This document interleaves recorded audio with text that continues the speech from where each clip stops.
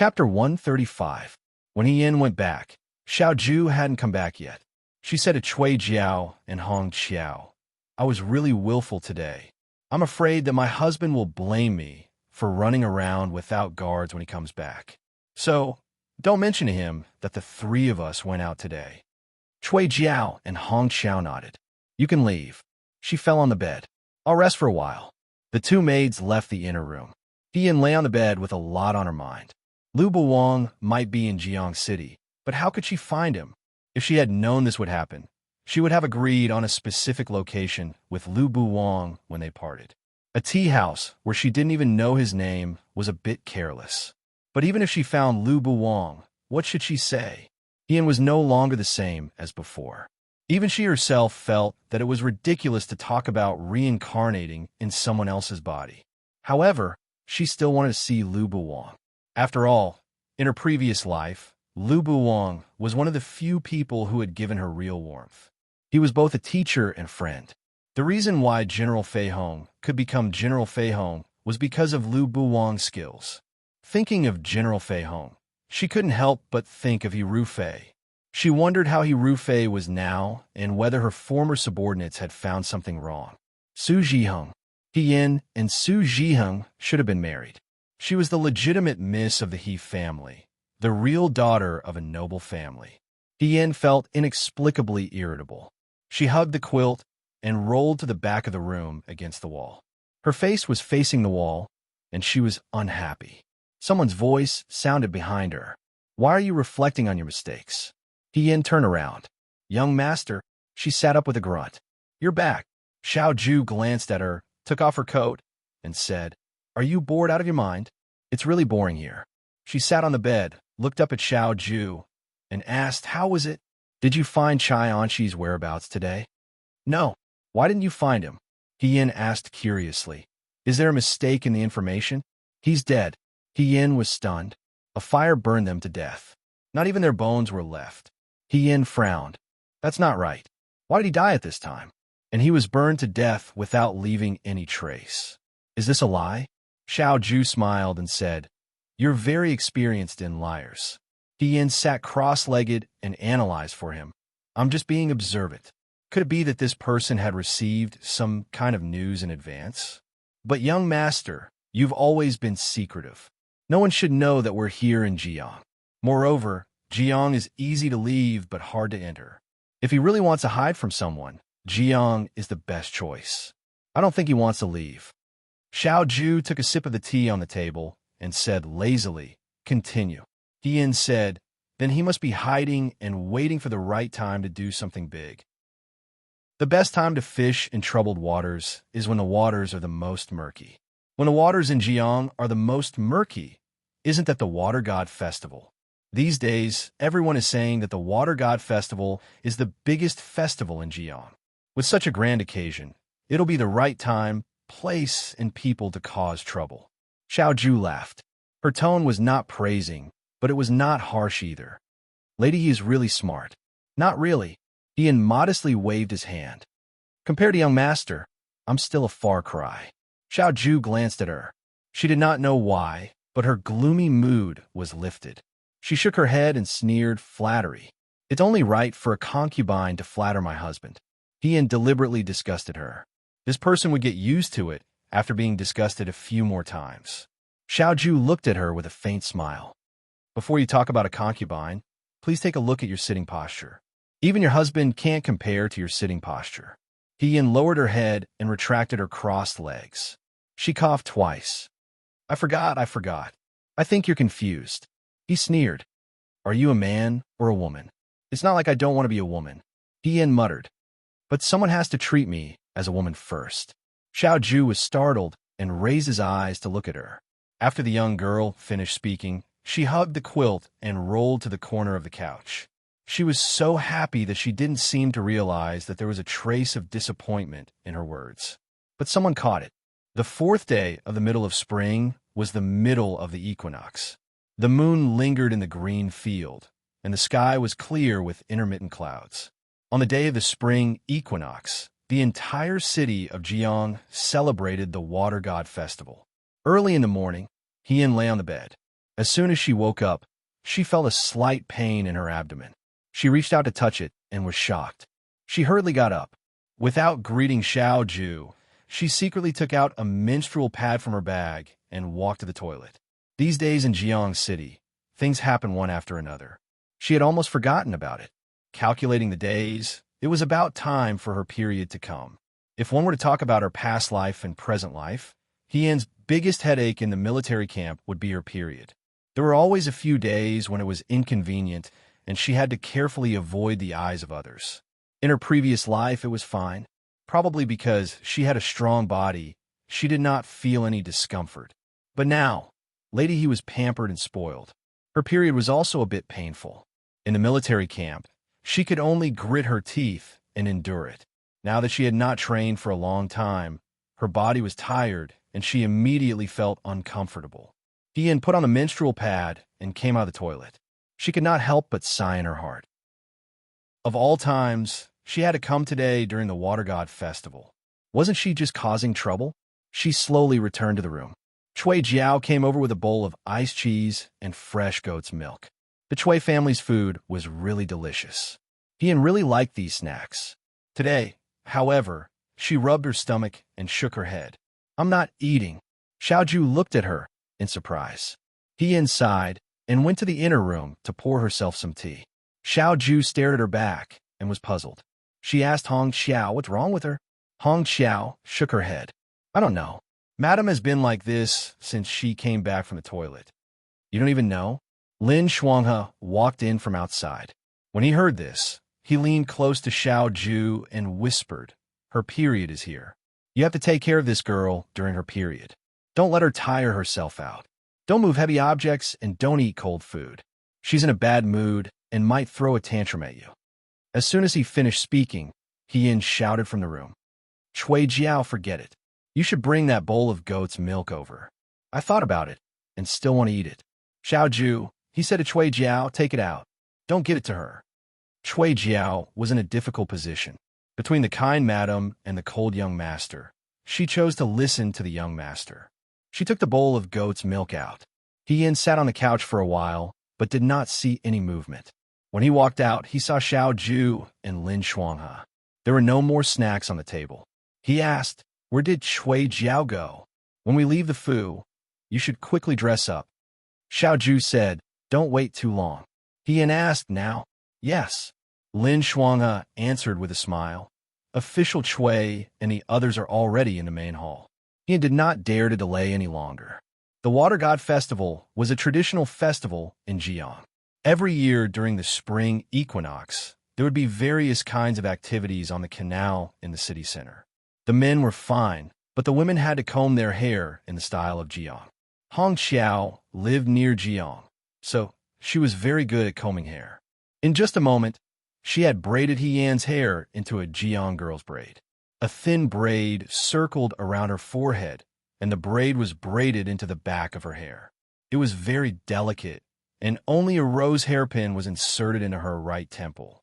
She was wearing a bright red long dress that was very well cinched around her waist. On her feet were black boots embroidered with small flowers. She looked lively and cute, with bright eyes and white teeth. She really looked like a girl from Jiang City. Hien walked out of the house. Lin Shuanghe's eyes lit up, and he said, "Our madam is really too beautiful. She looks good in everything." "You flatter me," Hien said humbly, and followed Xiaoju and the others to the main hall. When they arrived at the main hall, just as Lin Shuanghe said, Chui Yuezhi and his concubines were already waiting. "Huanqing is here." Chui Yuezhi stood up and said with a smile, "With Hien's dressing today, those who don't know better would really think that she is a girl who grew up in Jiang. Don't you think so?" The concubines obediently agreed. "It's getting late. Let's set off then," Chui Yuezhi said. Today in Jiang, they could not take carriages because the people had all gone out. The streets were crowded with people, and it was very inconvenient to take carriages. The group of people walked to the canal. The canal was located in the center of the city. It passed through the city and circled around Jiang. Hien thought that Jiang's Water God Festival was similar to the Dragon Boat Festival in the Central Plains. There were rivers of all sizes in the city, and wherever there was water, there were all kinds of beautifully decorated boats. There were also boatmen dressed in red clothes and black scarves on the boats. They were singing and rowing, and they were probably singing Jiang's folk songs. It was very lively. There were also girls singing along with them by the river, and the atmosphere was very lively. Jiang's Water God Festival is also a festival for young girls and young men to pledge their love. The concubine surnamed Wei explained to Yin, other than worshipping the water god, there are also many festivals for lovers. I heard that Miss Yin and our young master are newly married. You can go and join the fun. Yin said, there's no need for that. Cui Yuezhi heard their conversation. He laughed and said, that's right, that's right. I remember Jiang's famous Lover's Bridge. You should go and take a look. Jiang's legends say that lovers who cross Lover's Bridge during the Water God Festival will never be separated. Yin whispered to Xiao Ju, did you hear that? We will never be separated. Xiao Ju's gaze fell on her face. She sneered, how scary. Yin was speechless. After all, they were not a real couple. The words never be separated did not sound like a blessing.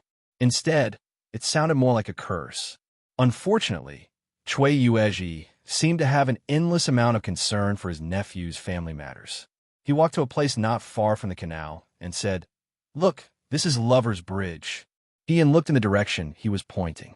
He saw that there was a bridge about 7 to 8 feet above the canal. The two ends of the bridge were submerged in the tall stone walls on both sides. This bridge was a suspension bridge.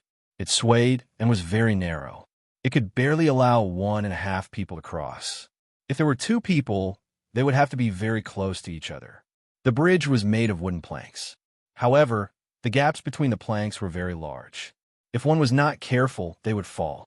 Just looking at this kind of suspension bridge made people feel terrified.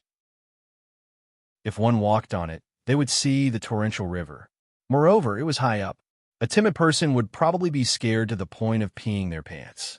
This is Jiang's Lover's Bridge. Cui Yuezhi sounded proud. Only courageous people who are deeply in love with each other dare to walk on this bridge. If they walk on it, the water god will bless them. These 2 lovers will never be separated. After he said this, he patted his chest. I've only walked on it 4 times. Ian looked at the 4 concubines behind him. He did not say anything, but he was very puzzled. Would the water god really bless them if they walked on it too many times? Wouldn't they feel offended? Moreover, to be together with several people for a lifetime without being separated, it sounded a little too disrespectful. If she walked on it, she would only walk on it once in her life, and she would only walk with one person. When she thought about this, she felt that she was thinking too much. What did this have to do with her? In this life, she probably would not have this opportunity. This opportunity is hard to come by. Huanqing, Yin, you 2 should walk on it too. Yin, ? Yin, are you afraid of heights? Cui Yuezhi smiled. Don't worry. Even if you fall, there are people around you who will be responsible for catching you. You should know that there are thousands of lovers who walk on Lover's Bridge every year, but only a few cross it. If there is any danger, they would not be allowed to cross the bridge. Crossing the bridge is just a test of courage and love. He looked careless, but when he mentioned this, he was especially meticulous. Love will give you courage. Courage born from love will make you invincible. Yin thought, but there is no love between Xiao Ju and me. So where did the courage come from? Concubine Wei smiled and agreed. That's right, Miss Yin. Didn't you say that young Master Huanqing is obedient to you and dotes on you? He loves you so much, so he will definitely protect you and walk on the bridge together safely. Their discussion was so heated that some people in the surrounding crowd could hear them. Yin and Xiao Ju were both outstanding, so the people around them started to jeer kindly. Young master, walk on the bridge with Miss Yin. After crossing Lover's Bridge, you will love each other until your hair turns white. Go on. Seeing that you are a perfect match, the water god will bless you. Yin was clustered in the middle of the crowd. Hearing the jeers around him, he felt helpless. However, Lin Shuanghe did not mind the commotion. He also laughed and said, that's right. Since we're already here, let's walk on the bridge and show them. Our Hu province's young master is very brave. Cui Yuezhi patted Xiao Ju's shoulder. Moreover, Her Highness loves lovers whose love is stronger than gold. If you can cross Lover's Bridge, it will be much more convenient when I bring you into the prince's mansion to see Her Highness. Princess Mu Hongjin. Yin was stunned. Xiao Ju frowned slightly and said, "Okay." Yin. Young master? She did not really have to walk on this lover's bridge, did she? She was not afraid of heights, nor was she afraid of the water god, nor was she afraid of crossing the bridge. However, when these three things were added together with Xiao Ju, why did it sound so creepy? It was ridiculous. Xiao Ju turned to look at her and said calmly, "Are you afraid?" "I'm not afraid of anything else." Yin whispered, "I'm afraid of damaging your reputation." His gaze was indifferent and his tone was calm. "I've already damaged it so many times, this time won't make a difference." Yin. Coincidentally, she was pushed to the end of Lover's Bridge with Xiao Ju. When she walked to the end of the bridge, she realized that the bridge was narrower than it looked from below. The gap between the wooden planks was especially large. It was almost as if they had to jump to cross the bridge. It was fine for one person to walk up, but if there were two people, they would have to stick close to each other. Naturally, they could not use Qigong. They could only try to maintain their balance and rely on the tacit understanding of the person beside them. With a little bit of luck, they could cross the bridge. He cursed in his heart. It would be fine if they knew martial arts. Thinking about it, if a weak scholar brought a lady to cross the bridge, it would be strange if they did not fall. Although there was someone below to catch them, they would still be frightened. Moreover, it was not a good sign. They would be looking for bad luck for no reason. The water god's conditions were too harsh. Cui Yuezhi and the others did not come up. They only looked at them from afar. Lin Shuanghe shouted loudly, "Young master, madam, the water god will definitely protect you." Qi Wu was speechless. He whispered to Fei Nu, "Young master has sacrificed too much this time. If it was fake, it would be fine. They would have walked for nothing. If the water god was real, it was too scary. Two men would never leave each other's side for life. Their young master did not have homosexual tendencies. If the old master was in the ground, he would be so angry that he would come back to life." Thinking about this, he felt that this was inappropriate. He could only pray in his heart. It's a temporary measure, a temporary measure. Water god, please be magnanimous. Please don't take it seriously. Yin looked at the narrow bridge and felt troubled. He asked Xiao Ju, "How do we walk? Walk one by one? Do you think we can walk one by one?" Xiao Ju asked in return. Yin lowered his head and looked at the crowd on the shore. He said helplessly, "Maybe not." Xiao Ju stretched out her hand and said, "Hold on to me." The hand that was exposed from her sleeve was slender and well-defined. Yin hesitated for a moment. He did not grab her hand. He only grabbed her wrist. Seeing that Xiao Ju did not have any reaction, his heart calmed down. He encouraged himself again and again in his heart. It's just a festival. When in Rome, do as the Romans do. They are not real lovers. There's no need to think too much. We just have to cross the bridge quickly. Let's go. Xiao Ju walked forward. The two of them walked onto the bridge together. As soon as he stepped on the bridge, the suspension bridge began to sway and tremble, as if it was going to throw him off. The weight of the wooden planks could not allow two people to walk side by side. The only way was to be close to each other. However, Xiao Ju and Yin could not do that. Therefore, Yin could only walk slightly forward while Xiao Ju followed behind. He used his hands to protect Yan's side and staggered a little. However, this way, it looked like Xiao Ju was holding Yin in his arms, and the two of them walked forward together. Yin was a little uncomfortable at such a close distance. If he raised his head slightly, his forehead would almost touch Xiao Ju's chin. He could only look straight ahead and pretend as if nothing had happened. She said, "Commander-in-Chief, this bridge is shaking so much that it's difficult to walk. Why don't we use Qigong, or pretend that we can't walk and fall? Someone will catch us anyway." After a moment of silence, Xiao Ju said, "Step on my boots. Hold on tight." Yin was stunned. "That's not good, right? Hurry up." Since he had already said so, Yin could not refuse again. Moreover, it was indeed much simpler for two people to walk on the Lover's Bridge. However, Where should he put his hands if he were to step on his boots? If he put his hands on his waist, it would seem a little ambiguous.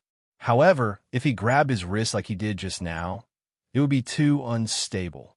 After thinking about it, Hien reached out and clasped his shoulders. He could barely maintain his balance. "Hold on tight," Xiaoju said. As she spoke, she held the two ropes of the suspension bridge with both hands and slowly walked forward. In the past, it was not that no one had thought of other methods. For example, a man would carry his beloved girl and directly cross the bridge. However, it was the first time that one person stepped on the other person's boots and walked on the other person's path. If one were to say that this was smart, it was smart and moving. However, if one were to say that it was intimate, it seemed a little restrained. The crowd under the bridge was a little confused, but they did not think too deeply about it. They just assumed that the young masters and young ladies from Hu province were not as open as Jiang and did not like to do anything overly intimate in public. That was why they acted this way. However, in the eyes of the people who came with them, there was a big difference. Chi Wu immediately sucked in a breath of cold air. He looked at Yin as if he had sullied his master. He only said hatefully, "How can it be like this? This brat is taking all the advantage." Who was the one taking advantage? Hien on the bridge wanted to cry, but had no tears. The suspension bridge was extremely unstable. With every step that Xiaoju took, it swayed violently. His steps were very steady, and his expression was also calm. Hien felt his heart beating very fast. When they reached the middle of the bridge, the wooden plank under Xiaoju's feet seemed to be unstable. He stepped on it, and his body tilted, almost falling down. Hien was shocked and instinctively reached out to wrap his arms around Xiaoju's neck. When he came back to his senses, both of them were stunned. The distance between them was very close. If his lips were a millimeter closer, Hien's lips would have touched the corner of his mouth. Hien looked up and met Xiaoju's limpid eyes. At this moment, Xiaoju's eyes were deep like a bottomless pool with layers of ripples. The handsome young man's thin lips were tightly pursed, and his Adam's apple moved slightly. For a moment, he seemed to want to say something. However, after a while, he gently turned his head away. Hien was extremely embarrassed. She whispered, "I'm sorry." Xiaoju did not answer. Hien did not dare to look at Xiaoju's face. For some reason, he felt that the atmosphere had become awkward. In his heart, he only hoped that they could quickly finish walking on the bridge. On the other side of the bridge, the crowd was looking forward to the show. Xiaoju steadied himself and continued to walk forward. Hien saw that they were about to reach the end of the bridge. He was delighted and immediately let out a long sigh of relief. Secretly, he thought that this was even more torturous than the day training at the martial arts arena. When Xiaoju reached the end of the bridge, Hien could not wait and said, "We're here, we're here." She wanted to take a step back and increase the distance between her and Xiaoju, who knew that the suspension bridge had not been repaired for many years and was already unstable. When she took a step back, the wooden planks behind her flipped, and she stepped on nothing. Xiaoju softly reprimanded, "Be careful." Hien grabbed her and pulled her to his side. Hien followed the force and fell forward. She only felt that she had fallen into a warm embrace. She subconsciously steadied herself and raised her head to look. It would have been better if she did not move. Once she moved, the other party seemed to be looking down at her as well. Thus, a warm and soft thing that was as light as a feather brushed past her forehead. It was only for a moment, and then it was gone. She froze on the spot. Chapter 136. Hien did not know what to do for a moment. He stood there and did not dare to move. He only felt that the place where his lips had touched was burning hot. Xiaoju also froze. She stood there without moving. Her beautiful eyes drooped, and no one could tell what her expression was. However, Big Brother laughed and said, "Why are you standing there? This young master has already arrived." Xiaoju seemed to come back to her senses. She let go of his hand as if she had been stung by a bee. She turned around coldly and said, "Let's go." Hien replied with an "oh." He covered up the turbulent waves in his heart and pretended that nothing had happened. He followed behind Xiaoju. However, he was screaming in his heart. She actually kissed Xiaoju Ju. Although it was only on the forehead, such an intimate contact was really hard to ignore. Even if it was just an accident, this accident came at the wrong time. They had just crossed Lover's Bridge. If the water god saw this, he might really think that they were lovers. Ian shivered. Xiao Ju did not know if it was because of what had happened just now. She walked very quickly. Ian could only quicken his pace to follow her. When they returned to Cui Yuji's side, the people who had been watching the show clapped. Cui Yuji also laughed and said, Huanqing, you are indeed a son of the Cui family. You passed on your first try. I was still thinking that if you did not succeed this time, you would not dare to do it next time. Ha ha ha. I did not expect that you would pass Lover's Bridge so smoothly. Ian thought to himself that he was even thinking about the next time. This Lover's Bridge really had no bottom line. This is good. Concubine Wei smiled and patted Hian's hand. After crossing Lover's Bridge with young Master Huanqing, we will not be separated even if we go to the ends of the earth. Ian, it was really scary. Qi Wu and Fei Nu were also speechless. Only Lin Shuanghe was overjoyed. Waving his fan, he said, Even I want to take a walk. Then you go, Ian said angrily. Just now, Lin Shuanghe did not hesitate to kick up a fuss. That's fine, Lin Shuanghe said reservedly. There are so many things in the world. Why should we drink all of them? This bridge doesn't fit me. Moreover, where am I going to find a girl who can carry me across the bridge? Xiao Ju, shut up. Ian did not dare to say anything. This joke was too embarrassing. Fortunately, when they were getting off the bridge at the end, they were far away. Everyone only saw that she almost fell and Xiao Ju caught her, so they didn't see the mark on her forehead. Otherwise, if Lin Shuanghe made a joke about it, she would be too ashamed to show her face.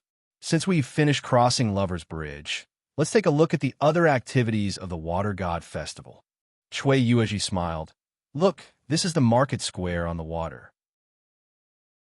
Jiang was close to the water, so boats of all sizes were already docked on the river. At the stern of the boat, there were people sitting and rowing.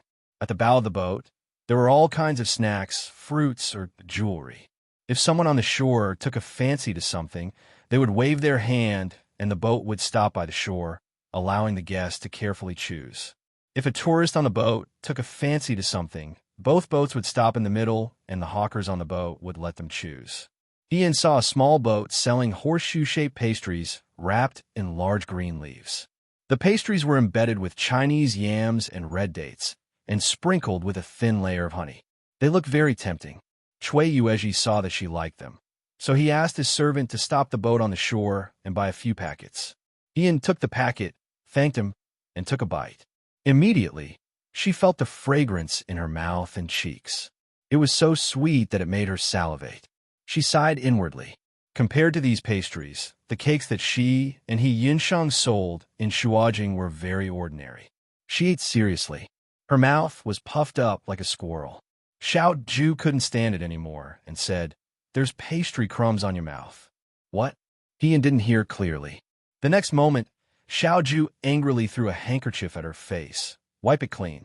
It's so embarrassing. Ian, she wiped her mouth and said, There's so much trouble.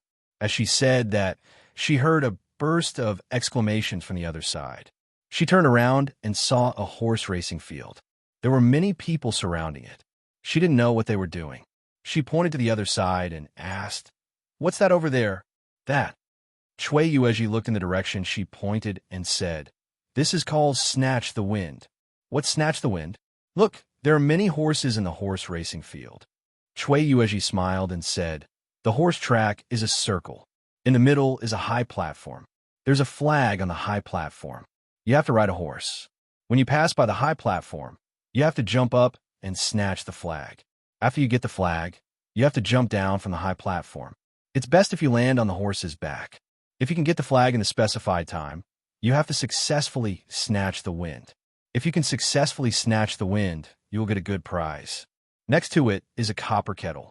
The shorter the time, the better the prize.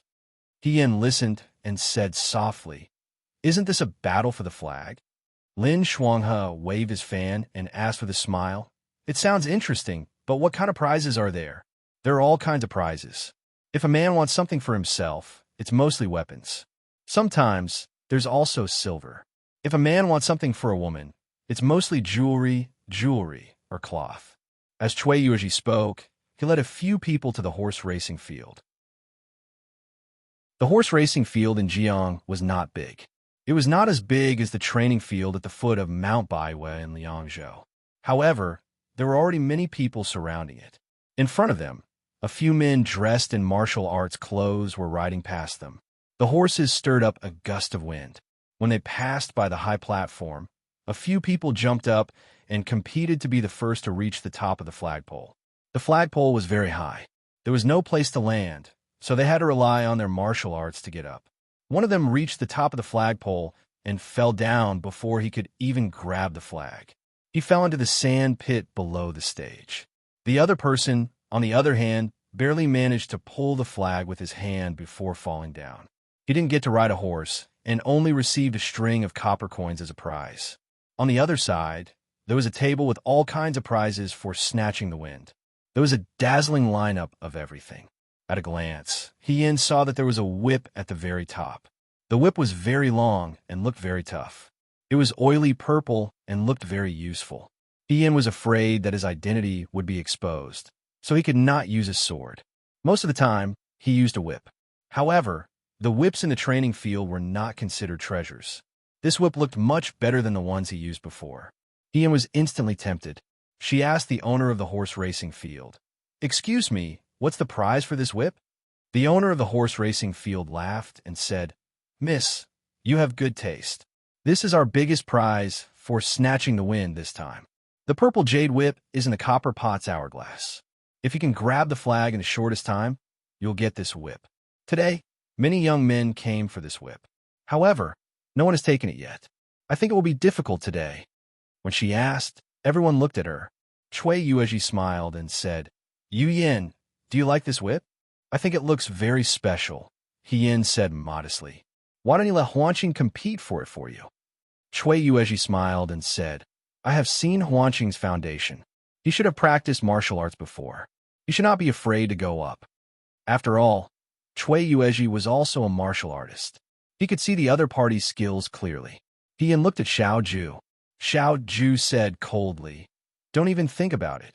I have already started to think about it." Hien approached him and begged in a low voice, "Help me get this whip for me. With this whip, it will be easier for me to work for you in the future. If it wasn't for the fact that everyone here is male, I would definitely do it myself." Commander-in-Chief, General, Young Master. "Husband?" Xiao Ju said, "Shut up." Hien could only shut up. His gaze turned and landed on the purple jade whip again. He was extremely envious. Sometimes it was not easy to come across a good weapon, especially one that could be obtained for free without any effort. It was a once-in-a-decade opportunity. Wouldn't it be a pity to miss it? However, today was her period. Her abdomen was a little uncomfortable, but should be bearable. Ian deliberated for a while. If he could get the flag in the shortest time possible, it would only hurt for a short while. It was still okay. Thinking of this, he smiled and asked the owner of the horse ranch, "May I ask if women can participate?" The owner of the horse ranch was stunned. The people around him were also stunned. The owner of the horse ranch hesitated and said, "Yes, but no one has ever done this before." Xiao Ju turned her head and looked at him in disbelief. "Are you crazy?" "I have no choice," Yin said helplessly, "but I think that it will be very difficult to encounter this whip in the future." "Don't worry, you know my ability. This kind of small situation is not difficult for me." Aren't you? At this point, he seemed to find it difficult to speak and didn't continue. Ian looked at him strangely. "Not what?" She raised her hand to tie up her hair. It was inconvenient to have long hair. As for her clothes, she could only tie them up first. Just as she raised her hand, Xiao Ju grabbed her elbow. "What's wrong?" Ian asked. Xiao Ju endured and stared at her like a knife. She said word by word, "I will go." Ian was stunned. Before he could say anything, Xiao Ju walked forward and said something to the owner of the horse ranch. "Huanqing wants to seize the wind?" Chui Yueji was surprised. "For the whip that Yu Yin likes?" Yin was speechless. In fact, although she had begged Xiao Ju, she did not expect Xiao Ju to do this kind of thing. A general who was in charge of tens of thousands of soldiers was doing this. Moreover, second young master Xiao had always been proud and would not be interested in this kind of thing. She did not expect him to really go. The owner of the horse ranch brought Xiao Ju inside to get the horse. Concubine Wei smiled and said with envy, "Young master Huanqing treats Miss Yin very well." What he said wasn't wrong, but for a moment, Yin was confused. Lin Shuanghe looked at Yin and then looked in the direction that Xiao Ju had gone. He stopped fanning himself and stood there thoughtfully. Not long after, Xiao Ju came out on horseback. It was spring, a field of fresh green, warm and velvety. The handsome, noble young master lit up the surrounding spring scenery. Today, in order to cater to Jiang's water god festival, he didn't wear a long robe. Instead, he wore casual clothes, which made him look even more elegant and charming. His gaze was lazy and cold as he sat upright on the horse's back. He immediately attracted everyone's attention. Yin heard a woman exclaim behind him, "What a handsome young master! His eyebrows are handsome, and he looks noble. When did Jiang have such a person? Which family's young master is he?" When Yin heard this, he felt honored. A poem appeared in his mind. The spring grass is green, and the clouds are white. Thinking of the gentleman riding a horse, he looks good. He suddenly remembered when he was young at the Xianchang Pavilion. They hunted in the winter, and the one who hunted the most game would be rewarded. Xiao Ju alone came out on top. At that time, Yin could barely draw his bow and shoot an arrow. In the end, he did not hunt a single game. He could only follow the crowd's shocked and envious gazes as he watched the young man walk out from the snow. He was dressed in brocade and a fox fur coat, looking very charming. Many years had passed, but he was still the same. As long as he stood in a crowd, he would become the most dazzling person. No matter how many things had happened, a pearl could not be covered in dust. Xiao Ju rode his horse around the horse ranch. At this time, besides the men, many women also gathered around to see Xiao Ju. Lin Shuanghe walked to Yan's side and said in a low voice, "Little sister, you are amazing. Xiao Huaijin is actually willing to stand in the limelight for you." Yan was surprised. I also did not expect him to help. Who would have thought? She suspected that Xiao Ju was also possessed. But looking at how he treated her before, it did not seem like it. "Are you very touched and want to repay him with your body?" Yan was shocked and wanted to refute loudly.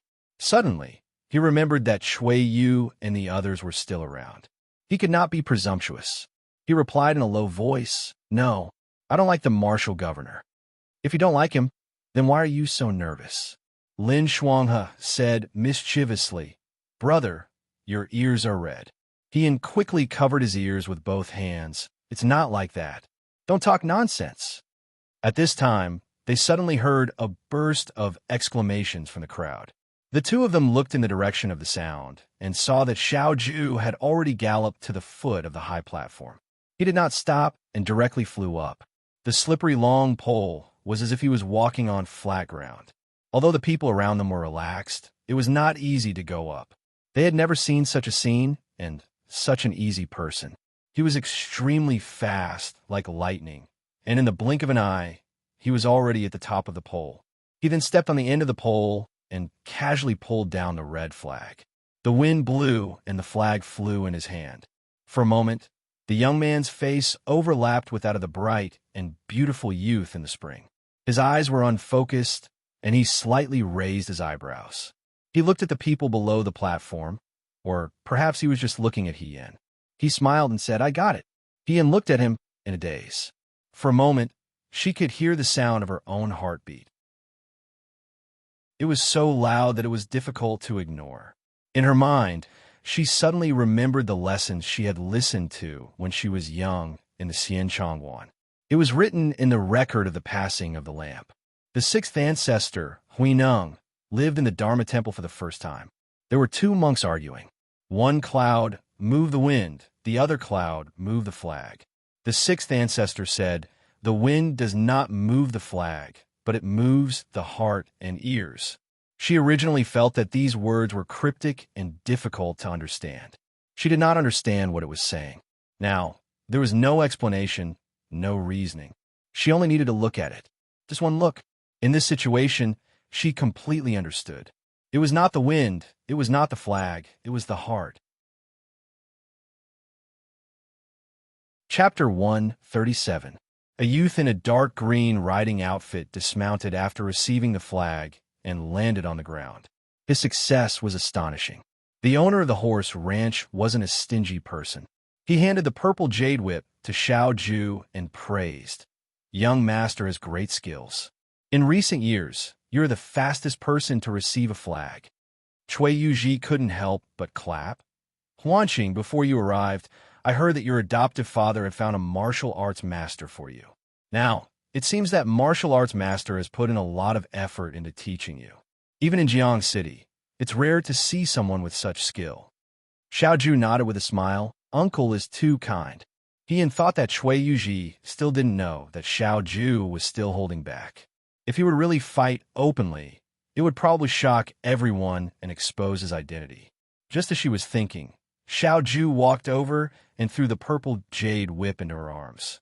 Ian was overwhelmed by the favor. Thank you. He felt that Xiao Ju was different today. She seemed to be very easy to talk to and had a good heart. However, he couldn't think of a reason, so Yin shook his head. "Now that you have the purple jade whip," Aunt Wei said with a smile. Concubine Wei smiled and said, "Why don't we go take a look at the sacrificial ceremony by the river? It's very lively. You can even get offerings from the water god. After eating the offerings, you'll be bathed in divine water. You'll be blessed throughout the year." Cui Yuji slapped his head. Right. I almost forgot about that. "Huanqing, Yin, you two go and pray for a good omen. How can we not attend the water god festival?" What was the water god sacrificial ceremony? Yin was confused, but he couldn't refuse such hospitality. He followed the crowd towards the canal. When they got close, they saw that there was a large empty space near the canal. There was a round stage set up, and there were many people wearing masks, singing and dancing. It was probably a folk song from Jiang City. The tune was very cheerful, and there were people of all ages. It was very lively. As soon as he came to a stop, he heard a lady's voice, Lord Cui. The few of them looked over and saw Ling Xiao, the young miss of the Hall of Ceremony who had played the zither for everyone as a guest a few days ago. Ling Xiao. Beside her stood Yin Min who was glaring at them with hostility. Ling Xiao was also dressed up today. She was wearing a pink corset dress and a pair of small boots that Jiang women wore. Her long hair was also tied up with small braids. She looked gentle and playful. She smiled and said, "Min and I just arrived here, and we met Master Cui. It's really too much of a coincidence." "What a coincidence!" Cui Yueji also smiled.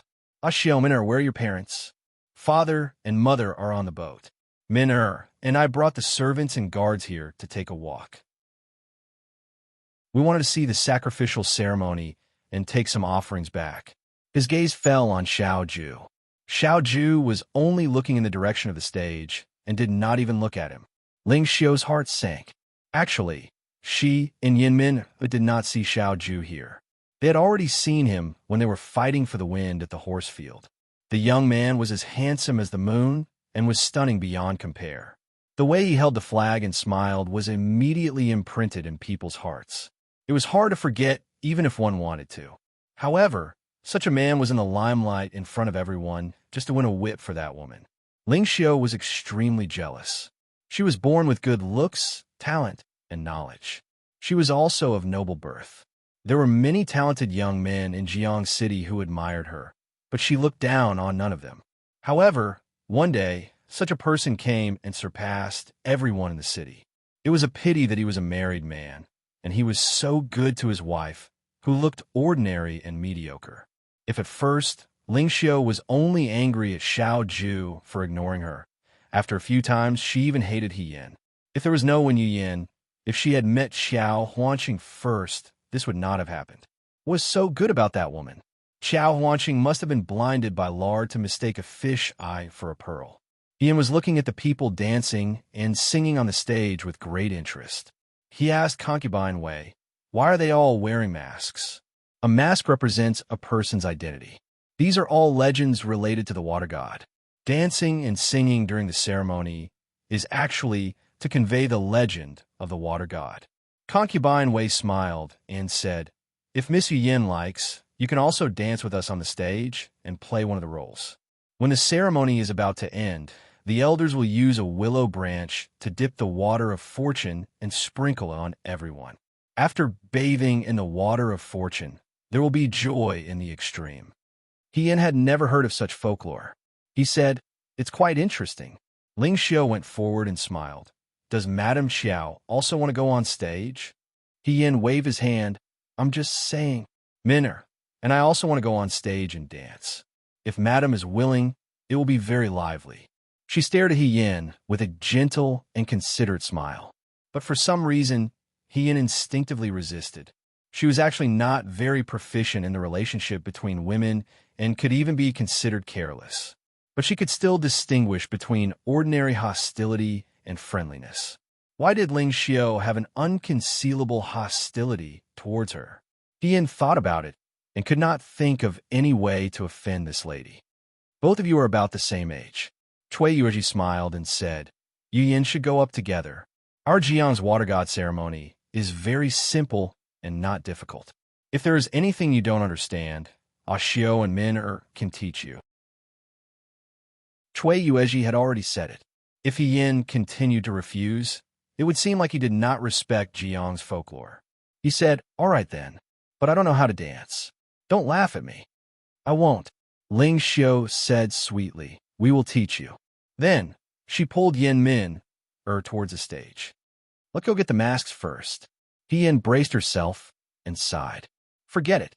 Even if Ling Xiu and Yin Min were hostile to her, they didn't know martial arts, so they wouldn't do anything to her. It was nothing more than some harmless little jokes. It was not a big deal for her to be clever. As she was thinking, she heard someone beside her say, "Why didn't you refuse?" Yin was surprised and turned to look. Xiao Ju's gaze fell on her face. She could not tell what kind of expression he had. He said mockingly, "You obviously don't like it. Why didn't you refuse?" "I don't think that's a good idea." Yin hesitated. "If I refuse, Master Cui might not be happy." He laughed as if he did not agree with Yan's way of doing things. He said, "If you don't like it, just refuse. You have the ability to refuse, Lady He."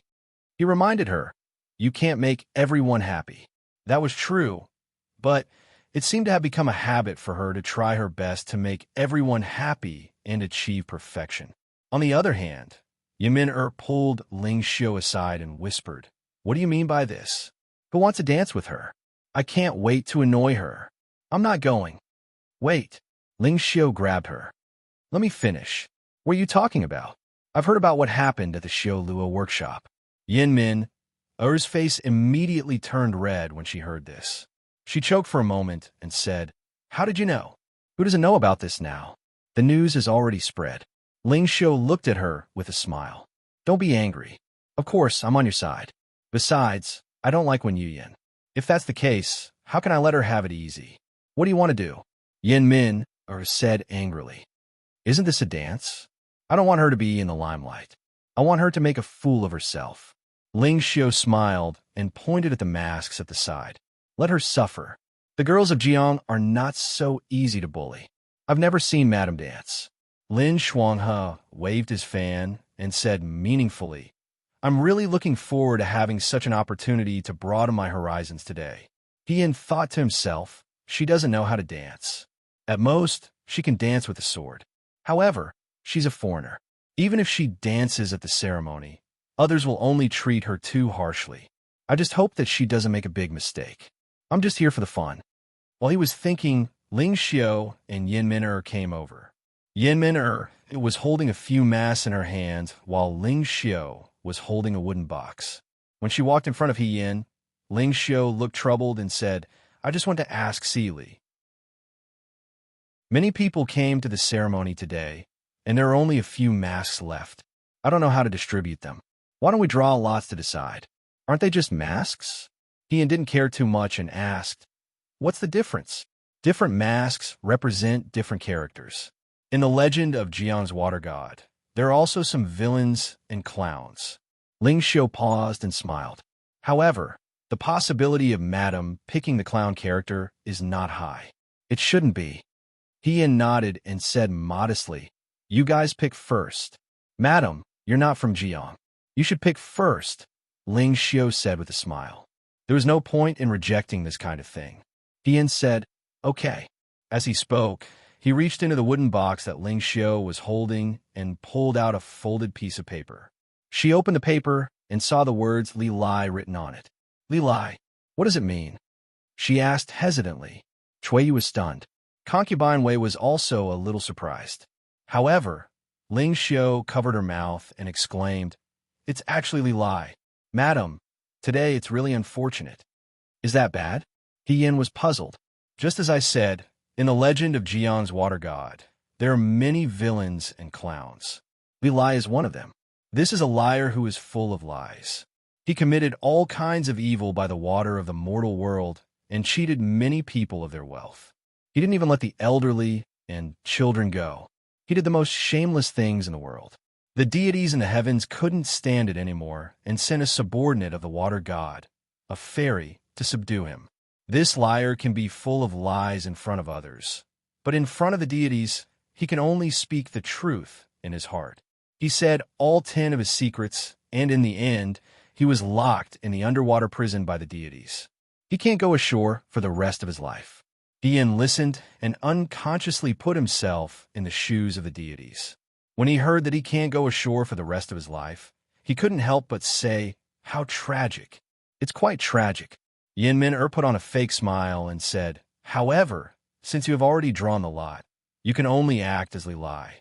If you have already decided to participate in the water god ritual and go back on your words halfway, you will be punished by the water god." Yin really wanted to ask how the water god would punish her. However, on second thought, didn't she die in the water in her previous life? She didn't know if it was a coincidence. She said, "So be it. In this world, someone has to act as a clown, right?" Chui Yuezhi was still a little hesitant, but Yin, that mask, what's wrong with the mask? Ling Xiu took the mask from Yin Min, and handed it to He Yin. "This is Li Lai's mask."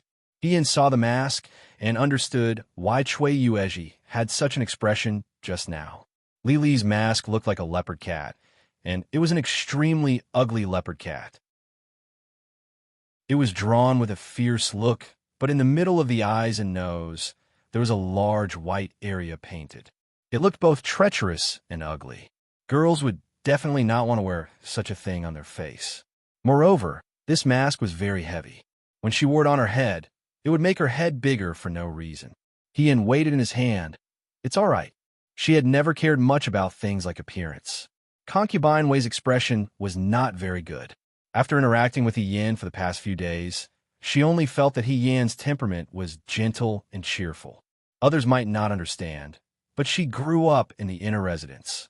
Jealousy between girls was something she could understand at a glance. This was clearly Ling Xiu deliberately making things difficult for He Yin.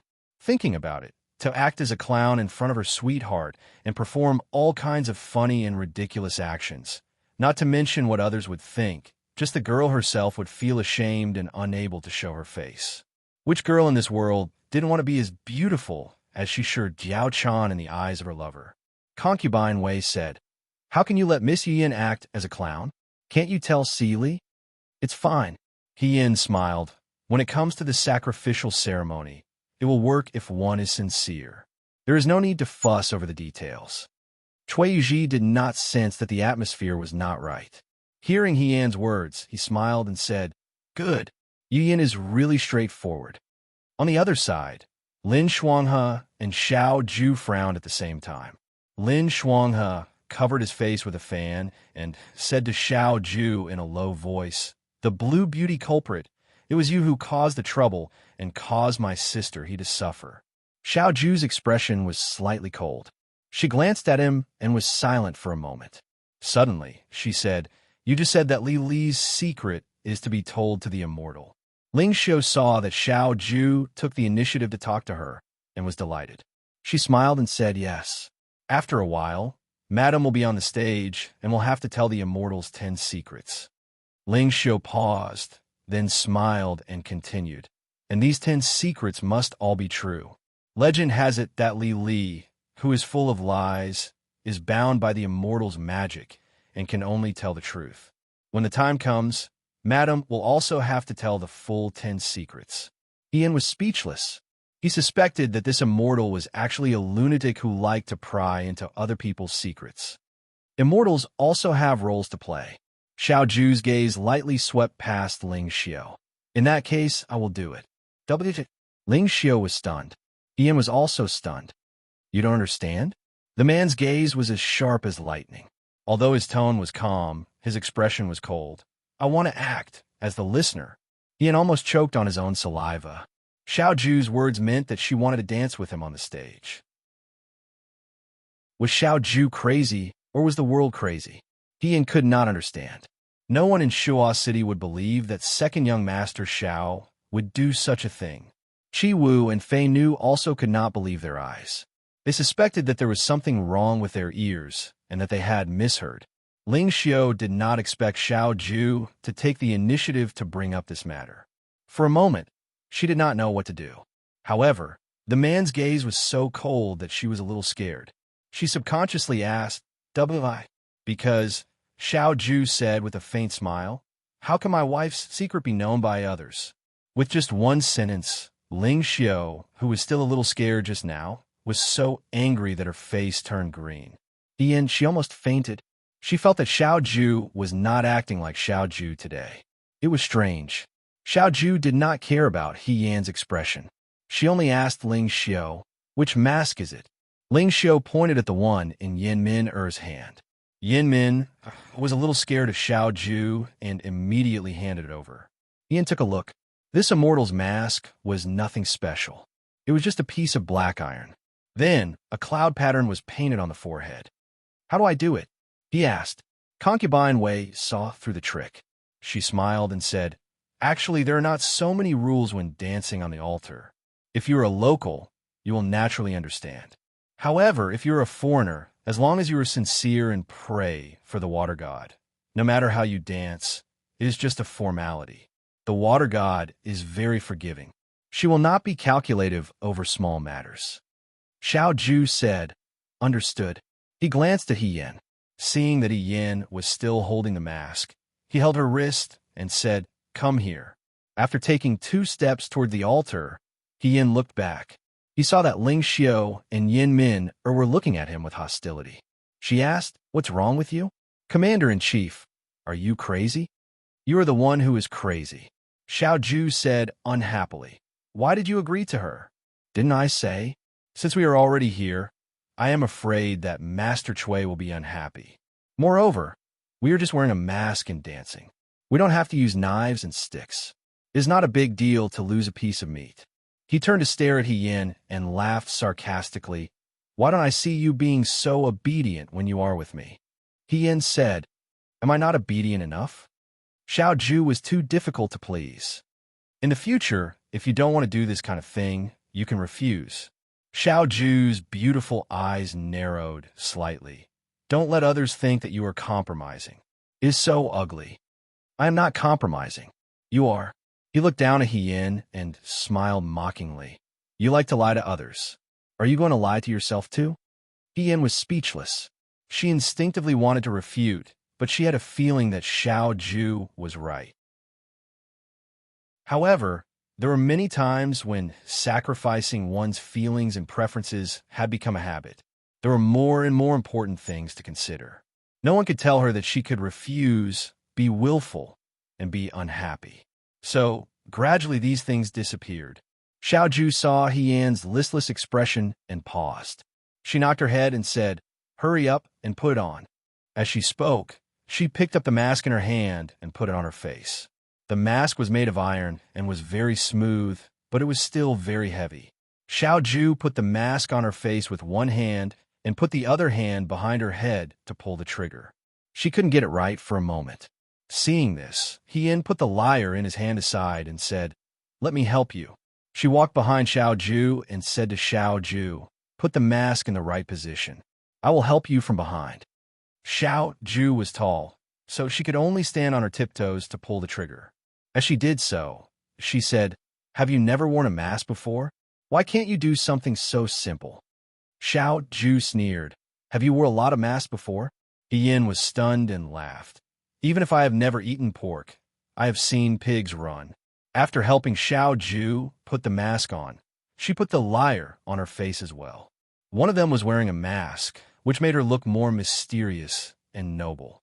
The other was comical and cunning. No matter how she looked at them, it was funny. Xiao Ju pulled her up to the altar. The chief of ceremonies nodded at them gently and pushed them to the center of the altar. Ian could not understand the people around them who were wearing masks and singing and dancing. Ian asked Xiao Ju, "Commander-in-Chief, how do we dance?" Xiao Ju replied, "I don't know." Ian learned from the people around her and danced for a while. However, she felt that it was too difficult and gave up. She pulled Xiao Ju to a corner of the altar where no one was looking and said, forget it. Let's not dance anymore. Let's do something else." Xiao Ju was wearing a mask, and her expression could not be seen clearly. However, it was obvious that her face was full of impatience. "Commander-in-Chief, will the water god blame us for being so perfunctory?" Xiao Ju asked, "Are you scared? I'd rather believe it than not." This person was very cold. Then continued dancing. "I really can't dance anymore." After a while, Hien said, "Commander-in-Chief, just now, Miss Ling said that lying requires one to tell 10 secrets to the immortal. Since we're here, let's act until the end. I'll tell you my 10 secrets. That's it. Maybe the immortal will see that we're so sincere and won't mind that we don't dance." Xiao Ju smiled and said lazily, "Okay, go ahead. 10 secrets, and all of them had to be true." This was hard to say. She counted with her fingers and said, "I used to be a good drinker, but now I'm not. I know how to memorize Wu Zi's Art of War. I'm the first in the Liang Province Guards. I really want to join the 9 Flags Battalion. I'm the one who unbuttoned Chung Lisu's clothes. I can sell them for money." This was already 5 secrets. Xiao Ju was speechless when she heard this. She only said, "Boring." Ian was encouraged and continued to work hard. "In my heart, Commander-in-Chief is a very good person. I'm very grateful to you." Xiao Ju sneered. "I won't let you join the 9 Flags Battalion. Every time Commander-in-Chief misunderstands me, I'm very sad." Xiao Ju said, "Continue lying.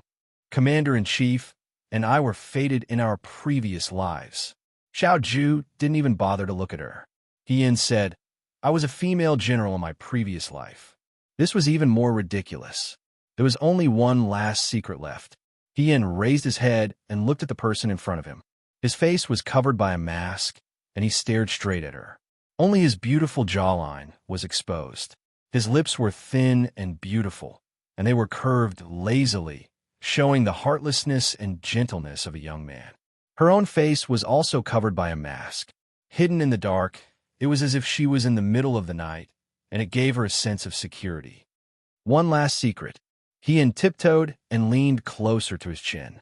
She said softly, "I like the moon. The moon doesn't know." Chapter 138. The water god ritual would take more than an hour to finish. When Yin and Xiao Ju came down, it was already late. Ling Xiao and Yin Min were nowhere to be found. Concubine Wei said, "You two must be hungry after walking around for the whole day without eating." Yin rubbed his stomach. "It's okay. Then let's go eat first." Cui Yueji said, "There are several good restaurants in Jiang. Which one do you want to go to?" "I want to." Yin pointed at the boat with a black awning on the river. "Eat there." She had already seen many people riding small boats. There was a stove at the bow of the boat. She did not know what was simmering inside, but she guessed that it was some kind of soup. The rest of the food and wine would be bought by the hawkers on the shore or the river with money. People could sit on the boat and eat while looking at the bustling scenery on both sides of the river. It was very special. She had never been to Jiang before. She felt that it was new and wanted to try it. "That's the Firefly boat." Concubine Wei smiled and explained, "The boatman will sail the boat to the falling Firefly spring in the evening. The weather in Jiang is warm, so there are no fireflies in the summer. They land in the forest beside the Firefly spring. When they sail the boat over at night, they can see the river in the dense forest. There are fireflies everywhere. It's very beautiful. I was lucky enough to go there with Master 1 year. Now that I think about it, it's very beautiful. When Yin heard this, he wanted to go even more. He looked at Chui Yuezhi and said, "Uncle, why don't we go on this firefly boat? Girls like these." Chui Yuezhi smiled and waved his hand. "I won't go. This firefly boat is only prepared for couples or lovers. 2 people can ride on one boat. There are so many of us, so we can't ride on the same boat." Hian's words were stuck in his throat. He thought that Jiang's Water God Festival was actually the Qixi Festival of the Central Plains. It was too unfriendly for people who did not have a lover. Did people who did not have a lover not have the right to see the legendary falling firefly spring? How preposterous! Since Miss Yin wishes to go, then go with young Master Huanqing.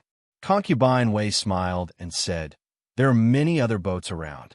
Tonight, there should be a stage on the water. It will be very lively." Yin was struggling. She really wanted to go and experience it, but Xiao Ju might not be willing. She turned to look at Xiao Ju and asked tentatively, "Young Master, don't even think about it." "Young Master, I really want to go." Xiao Ju pursed her lips. "I think you're really pushing your luck. I've never seen a swarm of fireflies before," Yin said in a low voice. "Since we're already here, don't you want to take a look? Don't treat me as a woman. Just treat me as a subordinate. We're just passing by and enjoying the local customs." "Young Master, husband." Yin called out to him again. Xiao Ju's mouth twitched. "Speak properly. If you don't agree, then this concubine will continue to speak like this." Concubine Wei covered her mouth and laughed. She seemed to be unable to watch the 2 children quarrel. She whispered a few words to Chui Yuji. Chui Yuji nodded. Concubine Wei ordered someone to go to the riverside and find a boat. She said to Yin and Xiao Ju, "Master has already paid the money. Tonight, the boat's master will take you to the Jiang River. If you see anything delicious or fun, just buy it. When the time is up, he will also take you to the falling firefly spring." She paused and said, "I originally wanted you to bring a few bodyguards with you. However, the falling firefly spring is patrolled by the city's garrison. There shouldn't be any problems. But if you're worried, you can." "Thank you, Concubine Wei. There's no need for bodyguards," Ian said happily. Suddenly, he thought of something and asked Xiao Ju, "What if Lin Shuanghe and Qi Wu want to see it too?" Xiao Ju turned around and saw that Qi Wu and the others had already taken a few steps back. They shook their heads at him, indicating that they didn't want to see it. That's right. Rough men probably didn't like things like fireflies. Even if they liked them, they wouldn't dare to show it here. "Then let's go up first." Ian was very happy. He got on the boat with the black awning first. This boat wasn't as beautiful as the boats on the Chunlai River in Shuo City. From the outside, it could even be said to be plain. However, the inside of the boat was quite spacious. There was a floor and a small stove for cooking. If one sat here, ate something, enjoyed the river breeze, and looked at the lights of the night market on both sides of the river, it would be a wonderful thing. He bent over and sat on the floor to look at the river. The Jiang Canal was very long. It passed through the city. Today was a festival. So many lanterns were lit on both sides of the river. Everyone was shouting and laughing. It was very lively. The boatman was a middle-aged man wearing a bamboo hat. He was very sturdy and his arms were strong. He was rowing with all his might. He leaned on the bow of the boat. She was originally a little afraid of water, but now that the surroundings were so lively, and perhaps because Xiao Ju was by her side, she forgot a lot of her previous fears. All that was left was the novelty. Just as she was enjoying the view, a small boat suddenly brushed past her. There was a man and a woman on the boat. The woman suddenly splashed a handful of water at Hien.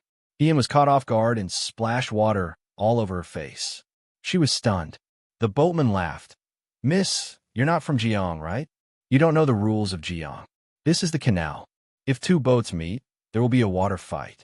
People say that the canal feeds the people of Jiang. It's not water that gets splashed, it's good fortune and luck." The woman looked at her and smiled. Her smile was kind and a little sly. It made it difficult for her to get angry. Hien thought, what kind of rule is this?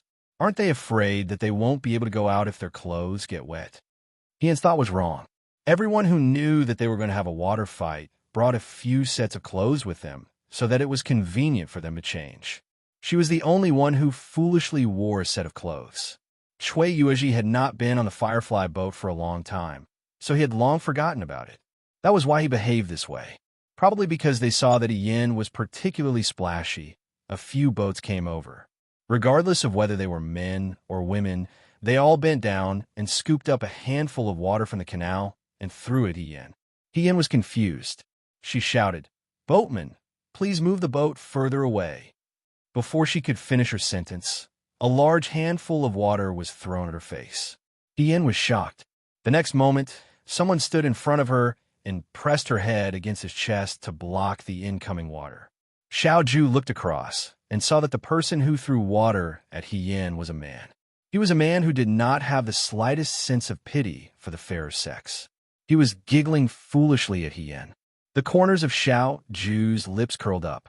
In the next moment, the teacups in the boat floated in the water, and a large amount of water splashed, drenching the man from head to toe. The woman next to the man was either his wife or lover. She said anxiously, "How can you do this?" Xiao Ju looked at her with a faint smile and said slowly, "I'm just giving you some good fortune. You don't have to thank me." Hien was speechless. She raised her head from Xiao Ju's chest and said, "Actually, you don't have to be so calculative." She looked around and was silent for a moment. Look at how scared they are. There were a few boats around them. They probably thought that Hien's reaction was very interesting. Now that they saw the man's example, they did not dare to come closer. They quickly asked the boatman to row the boat further away, as if they were avoiding the plague. Xiao Ju laughed. "You still have the mood to care about others?" Hien looked down at herself. Half of her body was drenched. Xiao Ju stood up and walked to the back of the boat. She took a handkerchief and threw it to her. Then, she sat by the small stove where the tea was boiling. "Come here." Hien obeyed. Xiao Ju said, "Dry your hair." Hien obediently agreed. She placed her long hair on the stove and used the heat to dry her hair. "Commander-in-Chief, are you hungry?" "You're hungry?" Hien touched her stomach. "Very." She had always had an amazing appetite. Xiao Ju sighed. She went to the front and said something to the boatman. Not long after, the boatman rowed the boat and arrived at a water market. Although it was called a water market, it was actually a few dozen boats together. There were people selling snacks, hot tea, all kinds of snacks, and even roasted chicken and roasted goose. The smell was very delicious.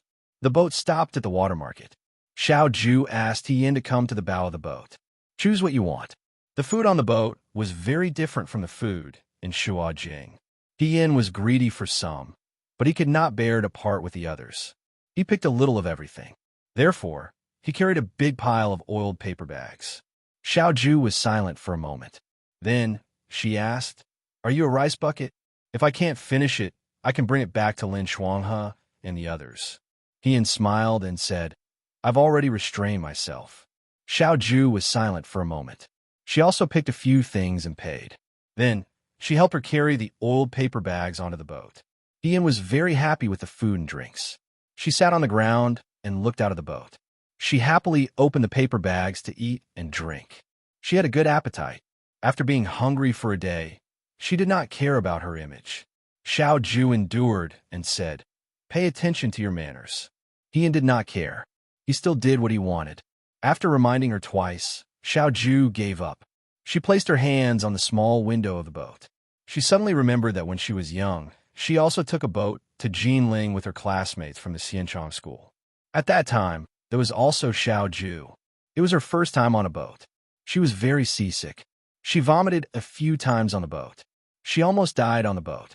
Now, she did not get seasick. But in the past, the young people all went their separate ways.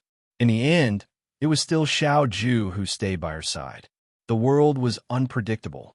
"There seems to be a water stage over there." Hien was surprised and said, "Boatman, can you move the boat over there?" The boatman said, "Okay." He rowed the boat to the side of the water stage. The bottom of the stage was propped up by something. There were only some wooden stakes above the water. Then, the stage was built on top of the wooden stakes. The surrounding spectators could only sit on the boat and look up. They saw that the performers had painted faces and were singing enthusiastically. The dance of the martial artists was very beautiful. Although they could not understand the words, it was very lively. There was also a boat selling delicious honey water. Ian ran to the bow of the boat to look. There were many girls buying it. Seeing that Ian was engrossed in watching, the vendor smiled and explained, "Miss, these are all fresh. Do you want to have a bite after watching the show? We have everything here. Lychee cream, bayberry juice, apricot juice, plum blossom wine, sugarcane juice, wet pear juice, sweet bean soup." Ian saw that in the small cup there was a snow-white, cold, and red ball on top. He asked, "What is that?" "This is sugar ice cold seed. It's sweet and cold. You definitely won't lose out if you have a bite." "Miss, do you want a cup?" Ian was a little greedy. Just as he was about to say something, Xiao Ju asked, "Is this cold?" "It is cold." The vendor replied enthusiastically. "The ice hasn't melted yet. It's very cool. I don't want this. Change it to something hot," he said. Ian stared blankly for a moment, but the peddler said enthusiastically, "Then is it sweet bean soup? I just cooked it. It's very warm in your hands." "Oh, did you get wet just now?" The vendor smiled as he scooped a spoonful of sweet bean soup from the small bucket into a bowl and handed it to Ian. He said, "Then you should drink more to warm your body. Young master is so considerate." Ian was confused. At this moment, he didn't care about what the vendor said. He only asked Xiao Ju, "Don't you want to drink some? I don't drink sweet things." He turned and walked into the boat. Ian asked the vendor, "What's not sweet?" "Perilla juice isn't sweet." Ian took out a few copper coins from his sleeve.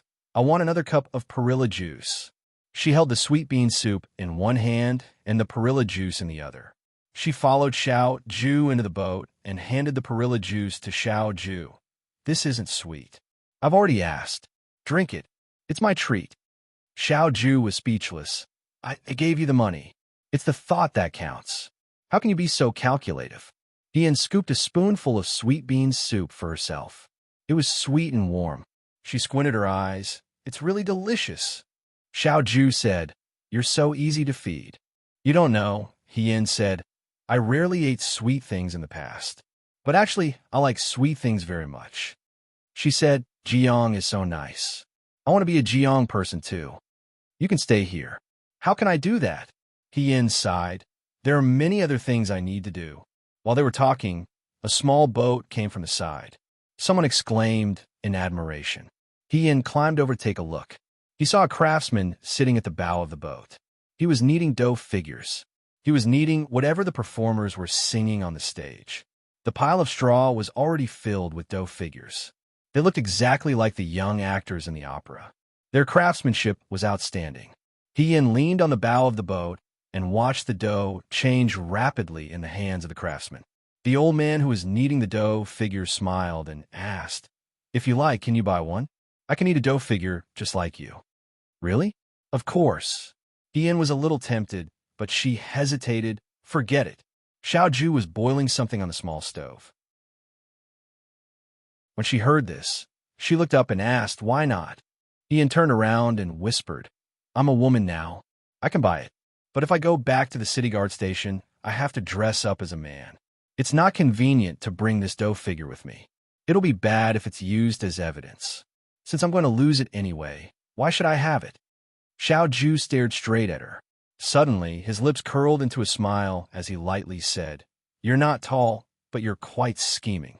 He tapped his finger, and a string of copper coins flew onto the craftsman's table. "Make one for her." The old man smiled and kept the copper coins. "Okay." Ian hurriedly turned around and walked to Xiao Ju. "Why did you buy it?" "If I buy it, I can't take it with me when I leave Jiang. Why waste money?" "You don't like it." He smiled and said, "If you like it, then buy it. In this world, it's too boring if you don't fight for it, because you're afraid of losing it." Seeing that Ian still did not move, he looked at her mockingly, but his tone was very calm. "Lady He, we're in Jiang. You can do whatever you want today. You don't have to worry about it. You're exactly how you were before this. You can tell me what you like or hate.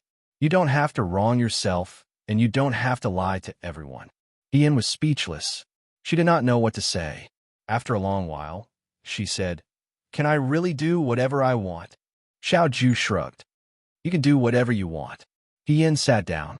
The old man who made the dough figure was very skilled. After a short while, he finished making the dough figure. He called out to He Yin from the other side.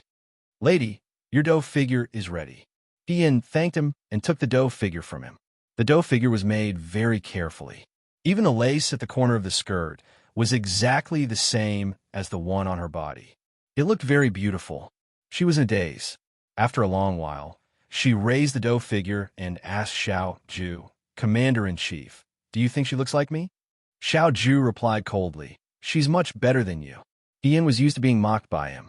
She was not angry. She only said happily, "I really do look like a girl." She saw Xiao Ju taking something out of the jar on top of the stove and putting it in a bowl. He Yin went over to take a look. She did not know when Xiao Ju had cooked a bowl of noodle soup. The noodles were white and there was a little soy sauce. There were no onions. There was only an egg in the noodle soup and some green vegetables. The aroma of the noodle soup assailed her nose. He Yin was stunned. She had been busy looking at the scenery outside and eating. She did not know when Xiao Ju had cooked a bowl of noodle soup. She asked, "Commander-in-Chief, are you hungry?" Xiao Ju did not say anything. She only pushed the bowl in front of her and handed her a pair of chopsticks. "Eat." "For me?" He Yin took the chopsticks. She was flattered. "Why? I bought a lot of food." "I'm not." Before she could say the word hungry, she heard the man in front of her say lightly, "Isn't today your birthday?" He Yin was stunned. After a while, she asked, "How do you know?" Even in front of Cui Yuezhi, she said a few days after the spring equinox. "Lady He," Xiao Ju said slowly, "do you know that your ability to deceive people is erratic and sometimes full of loopholes?" He Yin did not say anything. After a while, she said softly, "So, the reason why you're so good to me today is actually because you know that today is my birthday, right? Good?" Xiao Ju raised her eyebrows. "You seem to have a lot of misunderstandings about good. Am I good to you?" "It's not like that." He Yin thought to herself. Other than Lu Buwang, she had never met anyone else who was as good to her as Xiao Ju. No one remembered her birthday. In the past, they called her He Rufei. That was He Rufei's birthday, not hers. But today, this bowl of birthday noodles was made by Xiao Ju for He Yin. She raised her head and smiled at Xiao Ju. "Commander-in-Chief, you are so good to me." "Thank you." The corners of the girl's eyes were curved. She was obviously smiling, but her eyes were a little red because of the steam. Xiao Ju was slightly stunned. Just as she was about to say something, He Yin had already buried her head in eating noodles. So, he did not say anything. The sky was completely dark. The sky was as black as ink, sprinkling down thousands of stars. The river formed a river of stars, pressing down on the boat. The boatmen paddled slowly. Unknowingly, they had already left the most prosperous middle section of the river. There were fewer boats around, and a cool breeze blew. It was pleasing to the eye. A dark green streamer swept across the water and stopped at the bow of the boat. The boatmen had already stopped paddling. The boat floated quietly on the water. He Yin pulled Xiao Ju out to take a look. Beside the spring, in the depths of the dense forest, countless bright and dim streamers floated around the water and the forest. It was like a glowing drizzle. Thousands of flying streamers reflected in their eyes. "It's so beautiful," He Yin sighed. In the past few years, it was not that she had not seen beautiful scenery. It was just that she did not have the mood to appreciate it when she was on the road in the army. Thinking about it, it had been many years since she let go of everything like this. She would never forget such a night for the rest of her life. He Yin turned his head and saw Xiao Ju lying down at the bow of the boat. Her hands were behind her head as she looked at the fireflies in front of her. She thought for a moment and also lay down beside Xiao Ju. She imitated Xiao Ju and put her hands behind her head. She looked at the light that could not be extinguished by the night wind. It was as if the stars were right beside her. "Today is the happiest birthday I have ever had. Thank you, Commander-in-Chief," she said. Xiao Ju did not comment. She said, "Don't we all have to make a wish on our birthday? Go ahead and finish what you started." Make a wish? Hien said, I don't have any wishes. Praying for blessings from the heavens was probably an act of self-deception. If you want something, you have to fight for it yourself. Why are you so indifferent? If I really have to say something, I hope that there is someone in this world who came for me. It wasn't for Hiru Fei or General Fei Hong. It was just for her. It was for her. What kind of wish is that? Xiao Ju sneered. I thought you were going to say that you want to be promoted to a noble rank.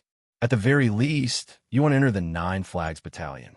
Spots of light in the forest shone brightly in the night sky. Perhaps it was because the night wind was too good and the scenery was too wonderful that she wanted to say more. She said, Commander-in-Chief, have you noticed that ever since I got together with you, I have always been someone else's stand-in? Sometimes it's Chung Li Su, sometimes it's Wen Yuyan. Next time, I don't know what my identity will be. Xiao Ju said, Do you feel wrong? Not really. It's just that. She looked into the distance. Sometimes, after being someone's stand-in for so long, it's hard to avoid forgetting who you are. Commander-in-Chief, you have to remember my name. My name is Hien. The girl looked at the sky and smiled. Xiao Ju looked at her and saw that her eyes were clear and bright. Amidst the happiness, there seemed to be a layer of dark sadness. The brightness of the past was gone. It was as if there were countless, unspeakable sufferings that were finally swallowed down one by one. He turned and looked at the sky. In the wilderness, the stars were like a waterfall. A cool breeze blew past their cheeks. The water surface was dark and unpredictable. It was unknown how many people would have their sweet dreams tonight. How many people would have seen the glimmer in the night sky? The young man curled his lips and said slowly, Such a terrible name. I will remember it after hearing it once. Don't worry that I will forget, Lady Hien. Chapter 139. The boat floated on the water, and the fireflies gradually hid in the depths of the forest. The young girl leaned on the young man's shoulder and unknowingly fell asleep. The boatman stood up from a bow and was about to speak when Xiao Ju shook her head slightly. The boatman understood and did not wake her up. He did not paddle and let the boat float. Xiao Ju just sat there and looked at the water. The water was calm, and occasionally the wind swept past, creating layers of ripples. He turned his head and looked at the young girl sleeping on his shoulder. She was not like ordinary girls who liked to be beautiful. She slept without caring about her image. There were traces of tears on her lips, and she even drooled. He turned his head away in disgust and looked at the water in the distance. Not long after, he lowered his head and smiled helplessly. In the end, he did not push her away. Hien rarely had a good night's sleep and vaguely had a beautiful dream. But as for what the dream was, he forgot when he woke up. When he opened his eyes, he found himself lying on the soft bed on the boat, covered with a thin layer of mattress. She sat up and saw Xiao Ju sitting at the bow. She called out, Young master. He looked back at Hien and said, Wash up, it's time to go back. Hien was surprised for a moment, and then he found out that they had stayed at the Falling Firefly Spring for an entire night. The surrounding fireflies had all left, and only their boat was left. Hien yawned and used the clean water on the boat to wash up. When he combed his hair because Cui Jiao and Hong Xiao were not around, he randomly tied his hair into a man's bun. She washed up and came out of the bow and heard the boatman talking to Xiao Ju. Young master, go directly to the spring. Walk a few steps forward and there is a relay station. You can hire a carriage at the relay station. Young master and miss can take the carriage back. The canal does not allow fireflies to pass during the day. Xiao Ju paid the money to him and walked to the shore. She said to Hien, Let's go. Hien also thanked the boatman and quickly went to the shore. It was early in the morning, and the wide leaves of the grass and trees were covered with sparkling dew, bringing with it some cold morning dew. Hien yawned again and asked Xiao Ju, Commander-in-Chief, did I fall asleep last night? Why didn't you wake me up? Why did you stay here all night? Xiao Ju sneered. I wonder who was the one who snored so loudly last night that no one could wake her up. Are you serious? Hien was suspicious. Are you lying to me? I'm not you. As the two of them chatted, they didn't get far before they saw a relay station, just as the boatman had said. There was also a noodle shop next to the relay station. The lady boss was cooking noodles in a big iron pot, and the aroma assailed his nostrils. Ian didn't eat much in the morning, so he was already hungry. He said, "Let's eat something first before taking the carriage." Without waiting for Xiao Ju to reply, he waved at the lady boss and said, "2 bowls of noodles and a tray of steamed buns." She had a good appetite, so she pulled Xiao Ju to a table outside the straw hut and sat down. The steamed buns that had just come out of the oven were steaming hot. Ian held them in his hands and blew on them to cool them down. Xiao Ju wasn't as impatient as her. After the noodles were served, she ate very slowly.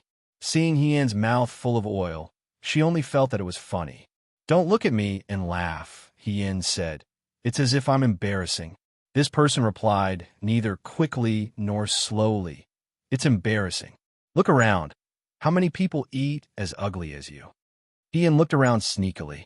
It was still too early, and those who came to eat were probably people who were rushing on their way, or people who were resting here on their way. Sitting beside her was a pair of grandmother and granddaughter. The old woman had white hair and a kind face. The little girl beside her was about 11 or 12 years old. She wore a dirty cloak, and half of her face was buried in it. She lowered her head and ate silently. Both of them were dressed very plainly, probably because they were rushing here and didn't have time to tidy themselves up. Seeing Ian look over, the old woman was startled. She smiled and asked, "Miss?" "It's nothing." Ian smiled. Xiao Ju raised her eyebrows. "Even the little brat eats more elegantly than you." What she said was true. The little girl's clothes were dirty, but the way she ate was very decent and elegant. She didn't look like an ordinary person. Ian asked himself, even when he was Hirufei and Mrs. Su, he couldn't have done better than her. No wonder Xiao Ju laughed at him. However, were the people in Jiang all crouching tigers and hidden dragons? Looking at the old woman, he didn't feel that way. She turned her head and smiled at the old woman. "Auntie, is this your granddaughter? She's so pretty." "Yes." The old woman was surprised at first, but then she smiled. Ian looked at the little girl again. The little girl didn't react to her and only lowered her head to eat. The old woman explained, "Nini is shy with strangers. Miss, please don't mind her." Ian smiled. "Why would I mind? She's just too cute. Are you going to the city?" "No." The old woman said, "There's a funeral at home. We're bringing Nini back to attend the funeral." Ian nodded and said, "My condolences." Then he turned around and ate. As he ate, he felt that something was wrong. He couldn't figure it out, but he felt that he had overlooked something. He looked at Xiao Ju again. She had stopped eating and was looking at the grandmother and granddaughter beside Ian. She seemed to be deep in thought. Ian leaned closer to him and whispered, "Commander-in-Chief, why do I feel that something is wrong?" Xiao Ju glanced at him and suddenly stood up. Then she walked to the grandmother and granddaughter. Ian's question just now had already made the old woman unhappy. She hurriedly finished eating and was about to leave with the little girl. However, as soon as she stood up, she was blocked by someone. A handsome young man stood in front of her. His posture was straight and his expression was calm. He looked at the little girl under the cloak and said calmly, "Speak, little brat." The old woman pulled the little girl into her arms and said protectively, "Young master, what do you want?" I didn't know that the kidnappers of Jiang were so bold. Xiao Ju raised her eyebrows. They dared to kidnap people in broad daylight. Kidnappers? Ian was stunned. Yes, she felt that something was wrong. It was because there seemed to be a barrier between the little girl and the old woman. They did not look like a grandmother and granddaughter at all. From the beginning to the end, the old woman did not ask anything when the little girl was eating. If they were really an ordinary pair of grandmother and granddaughter as a grandmother, she would probably ask her granddaughter if it was hot and if it was to her liking.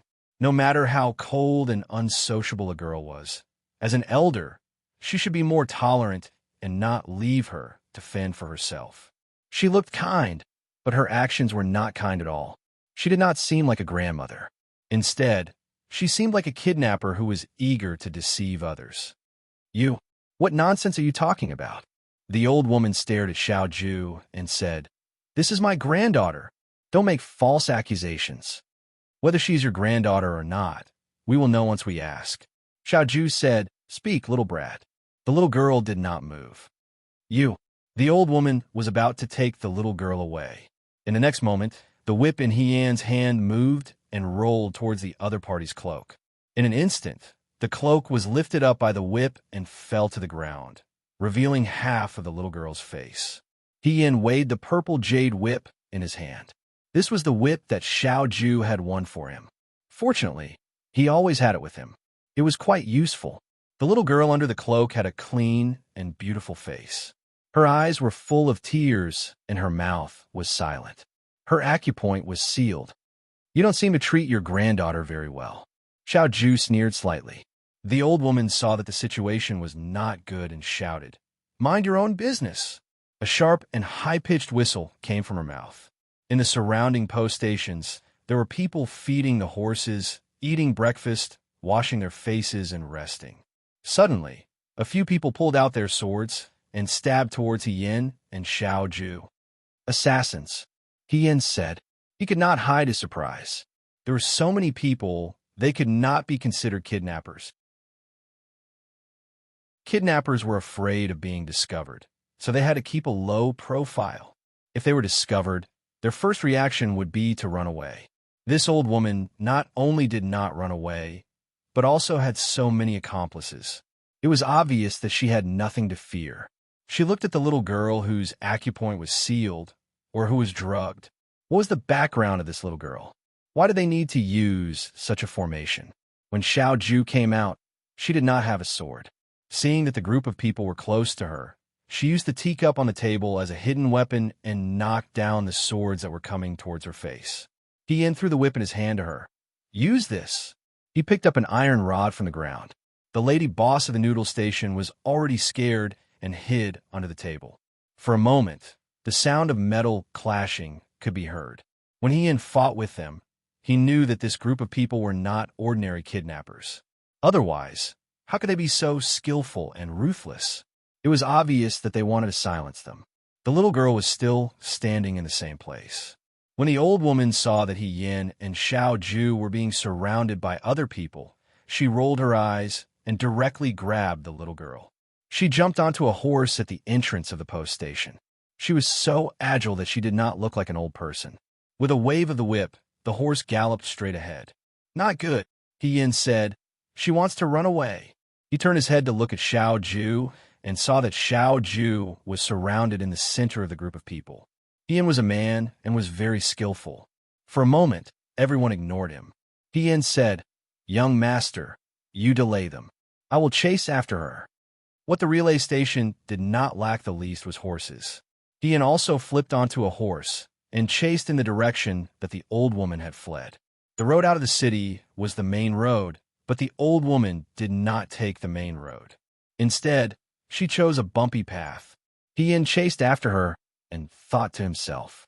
The fight just now was very intense, but the little girl did not move at all. It seemed that she was either drugged or had her acupuncture points sealed. Even if they had to delay Xiao Ju, they still wanted to take the little girl away. It seemed that the little girl was very important to this group of people. Her horse riding skills were superb, so even if the old woman took advantage of the loophole, she couldn't get rid of Hie-An, who had been following her the whole way. She became anxious and scolded. "Stinky girl, don't court death. Put her down, and I can still spare your life." Hie-An was not afraid. "But you don't refuse a toast only to be forced to drink a forfeit." The old woman snorted and used her whip to whip the horse. Hie-An saw this and stepped on the horse's back. He slapped the horses but hard. The horse jumped forward and almost caught up with the old woman's horse. Hie-An's eyes were sharp and his hands were fast. He used the whip in his hand to wrap around the old woman's horse's head. The distance between the two horses was very close. The horse was frightened and kicked its hooves. Hie-An took the opportunity to jump off the horse and snatched the little girl from the old woman's hands. The two of them rolled on the ground together. As soon as they landed, Hie-An realized that the little girl was really drugged. She could only make very slight movements. No wonder when they were in the noodle house, no matter how they talked, she did not respond. Hie-An only had time to unseal her mute acupoint. Before he could ask what the little girl's name was and where she came from, the old woman sneered. She pulled out a soft sword from her waist and coldly said, "Meddling in other people's business." She thrust her sword towards Hien. Hien pushed the little girl away and faced the attack himself. She was barehanded. She had lost her iron rod in the chaos. She could only rely on her nimble body to avoid the opponent's sword. "Who are you people?" Hien asked while dodging. He was secretly shocked by the old woman's skills. "Why did you take this little girl?" The old woman put on a fake smile and waved her sword towards him. "So much nonsense. Go to hell and ask the king of hell." Hien raised his eyebrows. "You want me to go to hell with this little skill? You are too arrogant." She suddenly turned over from the ground and ducked to avoid the sword above her head. She moved her feet and was already behind the old woman. She punched the old woman's back and took the sword from her hand. "Damn it," the old woman angrily said. Since the sword was already in her hand, although it was not as good as Qing Lang, it was still barely usable. At this moment, there was no one else around. Hien was best at swordsmanship other than arranging troops. In just a moment, he forced the old woman to retreat. It seemed that she was about to lose. Hien said, "If you surrender now, you still have a chance to live." "I soar," the old woman shouted. Suddenly, she pulled out a silver hairpin from her hairbun. The silver hairpin had some unknown mechanism. It immediately grew 3 inches. It was a dagger. She did not use the dagger to deal with Hien. Instead, she faced Hien's sword and threw the dagger accurately towards the girl on the ground. The girl was already drugged and could not move. She could only watch as the dagger was about to pierce her chest. Hien wanted to withdraw his sword to save her, but it was too late. Bang! A loud sound was heard. Just a little bit more, and the dagger would have pierced the girl's heart. Something hit the dagger, and the handle was deflected. In an instant, the dagger lost its ferocious strength and slowly rolled to the side. Hien's sword pierced the old woman's chest at the same time. The old woman widened her eyes as if she could not believe that someone could deflect her dagger. She spat out a mouthful of turbid blood and breathed her last. Someone walked out from the depths of the forest. It was a thin man about 40 years old, but he was very elegant and outstanding. He was dressed in white, and his long hair was tied up with white silk. He looked like a swordsman, but also like a zither player. His eyebrows were bright, and his long beard did not look sloppy. Instead, it added to the elegance of a Jianghu person. When Hien saw this person, he was stunned. The man in white walked closer and helped the trembling girl up from the ground. Then, he looked at Hien. Hien muttered, "Master." He did not look surprised, but he was a little surprised. He.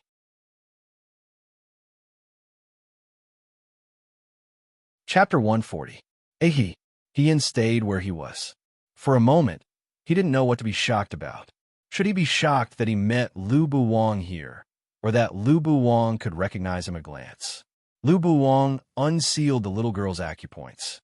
The little girl coughed a few times, looked at them, and didn't speak. Hien couldn't help but ask Lu Buwang, "Master, how did you recognize me?" Lu Buwang was the only one who had seen Hien's face under the mask, except for a few people from the He family. In the Battle of Mo County back then, all her comrades had died in battle.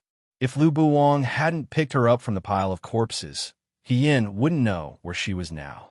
Lu Buwang knew her identity as a woman and had seen her face before. But now, her face was no longer the young Mistress Su of the past. He smiled and said, "Your swordsmanship is special, and it's mixed with my swordsmanship. I can see it at a glance. Why? Did you change your appearance?" Hien couldn't explain it clearly in a short time, so he just said vaguely, "It's a long story. We'll talk about it later. But Master, why are you here?" "There are suspicious people in Jiang City. I suspect it's Yudo, so I tracked them all the way here." He looked at the old woman's corpse on the ground. "I heard the sound of fighting here, so I came to take a look. What happened? Do you know this little girl?" Hien shook his head.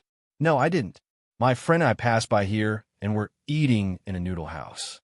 We saw this woman and the little girl acting suspiciously. We thought they were kidnappers, but we didn't expect that there were assassins around.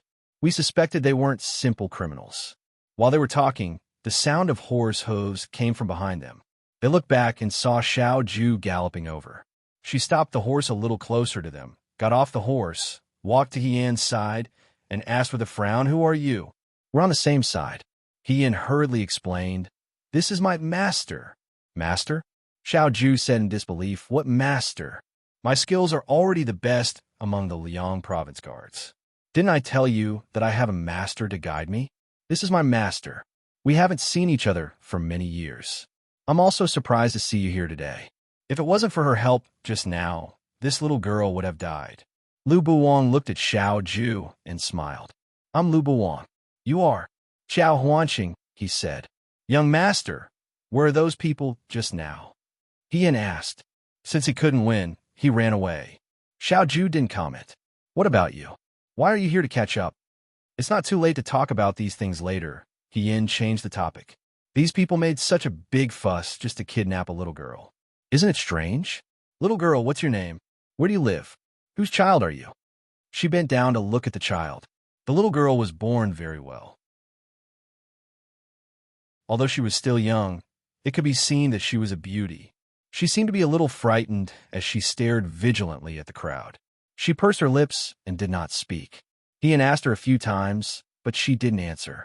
In the end, she just turned her face away. Could he really be a mute? Hien was puzzled. "You're the mute." The little girl replied angrily. "So you can talk. Then why didn't you answer the question I asked you just now?" She asked. The little girl ignored him again. Maybe she just encountered some bad guys and doesn't trust others. "It's okay. She'll be fine after some time," Lu Buwang said with a smile. Hien sighed. For a moment, he was helpless, so he looked at Xiao Ju. "Young master, why don't we take this child back first and let Lord Shui decide? If she's really a girl from a big family, Lord Shui will definitely know her." Xiao Ju nodded. When the little girl heard the words Lord Shui, her eyes moved slightly, but in the next moment, she lowered her head again to hide the strange look in her eyes. Lu Buwang smiled. "In that case, let's part ways here." Hien was stunned. Lu Buwang was always like this. Since Hien knew him, he felt that this person seemed to have no worries, and everything went his way. She had never seen Lu Buwang befriend anyone, nor did she see him have any contact with others. He never seemed to feel lonely, and he didn't feel too sad every time they parted. When Hien said goodbye to him back then, he was still reluctant, but Lu Buwang was very open-minded. He only said, "All good things must come to an end. Ahi, you have to grow up." They had just met an old friend, but before they could catch up, they had to part ways. Hien's heart ached, and she grabbed Lu Buwang's sleeve. "Master, I'm living in a friend's house now. His house is very big. Why don't you go back with us? I have a lot of things to ask you." Xiao Ju's gaze fell on her fingers that were grabbing Lu Buwang's sleeve, and she raised her eyebrows silently. Lu Buwang smiled and said helplessly, "Ahi, why are you still like a child? I haven't seen you for a long time. I thought I would never see you again." Hien refused to let go. "Besides, didn't you just say Yudo? Since it's related to Yudo, we must tell Princess Mengji in Jiang City. Come back with me. I know an official who grew up with Princess Mengji, and they have a very good relationship. It's easier to report this matter." Lu Buwang was slightly stunned. "Princess Mengji?" Hien saw that his attitude was different, so she nodded repeatedly. "Yes, master, think about it. It's unusual for Yudo to suddenly appear in Jiang. It has always been difficult to travel through Jiang. Not to mention Yudo. Even people from the central plains of Dawei have to go through many twists and turns to come here. But Yudo can hide in Jiang City. What does this mean? In short, there are many suspicious points in this matter. We should go together." Lu Buwang was still a little hesitant. Xiao Ju crossed her arms and looked at the two of them. She smiled lazily and said, "Yes, Mr. Lu, why don't you come back with us and discuss it carefully with your good disciple?" After a long silence, Lu Buwang said with a smile, "Okay, then I'll go back with you. I just hope that I won't cause trouble for you." Hien breathed a sigh of relief. Although he kept Lu Buwang by his side, he couldn't do anything. But when he met his teacher from his previous life, he really didn't want to part ways without saying a few words. After all, there weren't many people who could remember Hien. Then let's go back to the post station first and hire a carriage to go back to the Chui mansion. He said to Xiao Ju, and then sighed again. I didn't go back last night. I don't know if I made Lord Chui and the others anxious. Lu Buwang glanced at Xiao Ju and He Yin, as if he was deep in thought. The little girl, saved from the old woman, had been fed medicine. Her body was soft, and she couldn't even walk.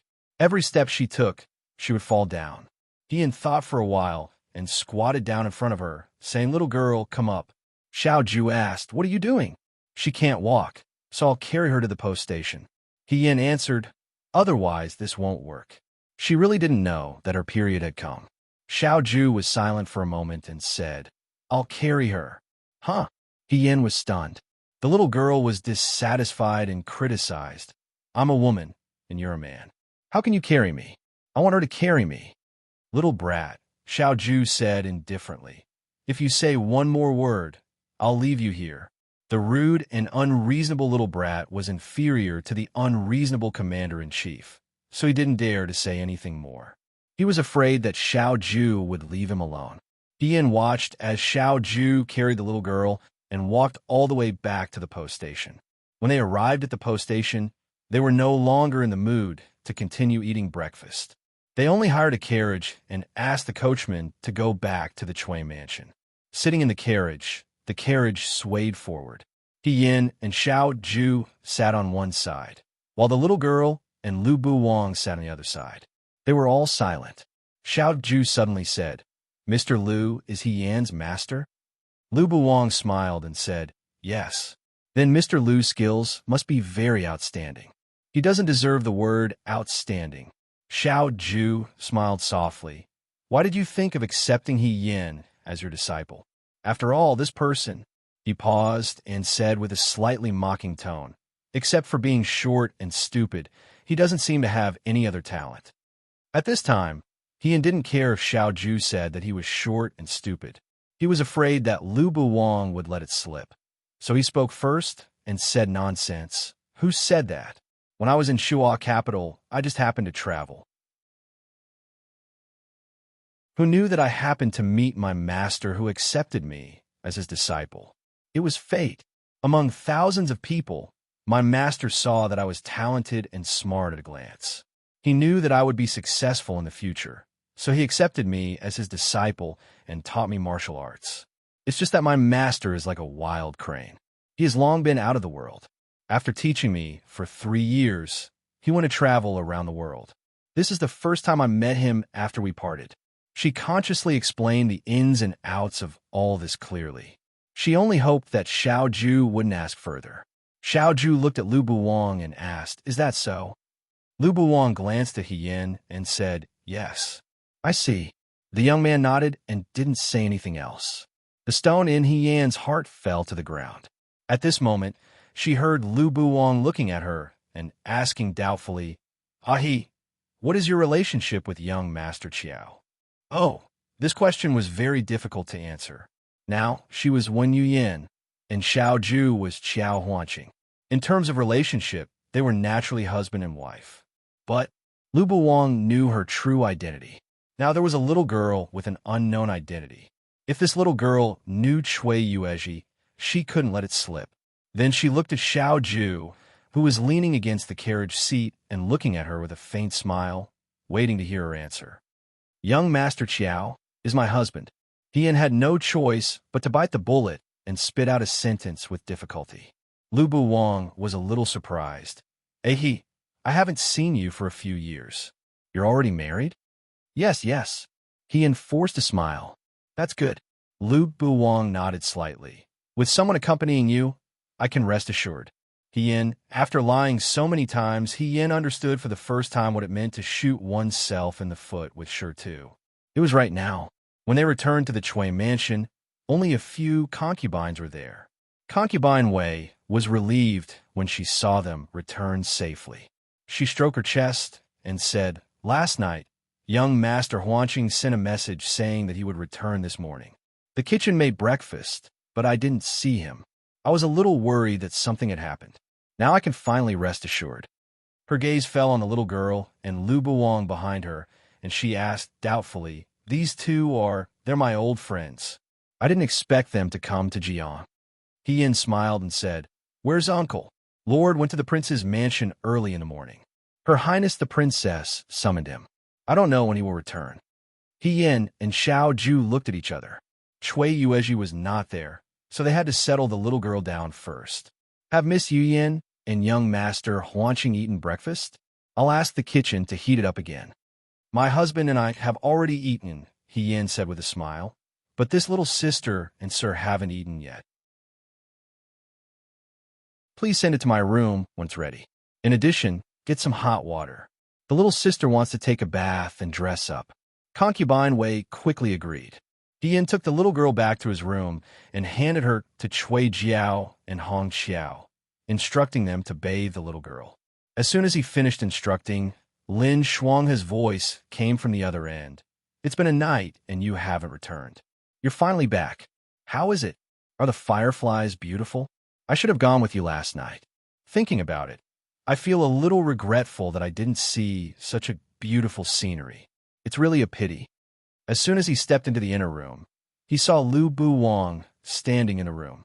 He was stunned and asked doubtfully, He's my master, He said. His surname is Lu, and his name is Buwang. Hello, Master Lu. Lin Shuanghe hurriedly cupped his fists and bowed. Then, he asked curiously, Why is Master Lu here? Could it be that you told this, sir, in advance, before coming to Jiang? Her words were so hurtful that those who didn't know would think that she was colluding with outsiders. He hurriedly said, No, absolutely not.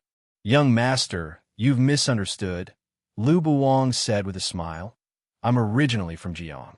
I met my disciple in the Central Plains before. We haven't seen each other for many years. I didn't expect to meet you when my disciple came to Jiang this time. I see. Lin Shuanghe also smiled. Sir, you're obviously not an ordinary person to be able to teach such an outstanding disciple. Lu Buwang smiled, but didn't say anything. He inexplicably felt a little embarrassed. So he said, Young master, Brother Lin, can you go to the next room first? I haven't seen my master for many years, and I have a lot to say. Let's listen together, Lin Shuanghe said with a smile. I also want to know what sister he was like in the past. Xiao Ju glanced at him and walked out by herself, saying, Let's go. Don't you want to listen? Lin Shuanghe was still a little unwilling. If you want to listen, listen to it yourself. Seeing that Xiao Ju had already gone out, Lin Shuanghe could only put away his fan regretfully and said to Hien, Sister, I'll go out first. You and Master Lu can catch up. After saying that, he also went out and closed the door. Only Hien and Lu Buwang were left in the room. Hien hurriedly stepped forward and helped to remove the guqin from Lu Buwang's back. She put it on the table and moved a chair over, saying, Master, sit down first. Then she poured a cup of tea for Lu Buwang. Lu Buwang just smiled and watched her do all this. In the end, he sat down at the table and stopped Hien from doing anything, saying, Enough, sit down. The familiar, almost made Hien's eyes turn red. She also sat down at the table and said, Master. In an instant, she felt like she had returned to the days when she and Lu Buwang lived deep in the mountains many years ago. In the Battle of Mo County, Hien was buried in a pile of corpses. The desert was extremely dry, and she was going to die. Who knew that it would rain at night? And she managed to survive that night. The next day, a passerby passed by and saw the corpses all over the ground. He dug a long pit and buried the corpses of the soldiers who died in the battle one by one. He also found Hien, who was hiding in the pile of corpses and was on the verge of death. The passerby took Hien back and healed Hien. When Hien woke up, she found that the mask on her face was gone. She got up from the bed and found that she was living in a thatched hut. When she walked out of the hut, she saw someone sweeping the yard. It was a middle-aged man with an extraordinary temperament. He was dressed in white and had a white belt. He was thin and his clothes fluttered in the wind, as if he was an otherworldly man. Hien was a little vigilant and asked, "Who are you?" The man in white stopped what he was doing and turned around to see her. He smiled and didn't answer her question. Instead, he asked, "Girl, since you are a girl, Why did you join the army? Yin was shocked and suddenly realized that her identity had been exposed. Later, she learned that the man in white who saved her was called Lu Buwang. He was a lay practitioner who wandered around. Every once in a while, he would go to a place. Now he lived on a barren mountain near Mo County and earned money from the medicinal herbs he grew. Yin asked him at that time, "When you saved me, didn't you encounter any Western Chang people on the way?"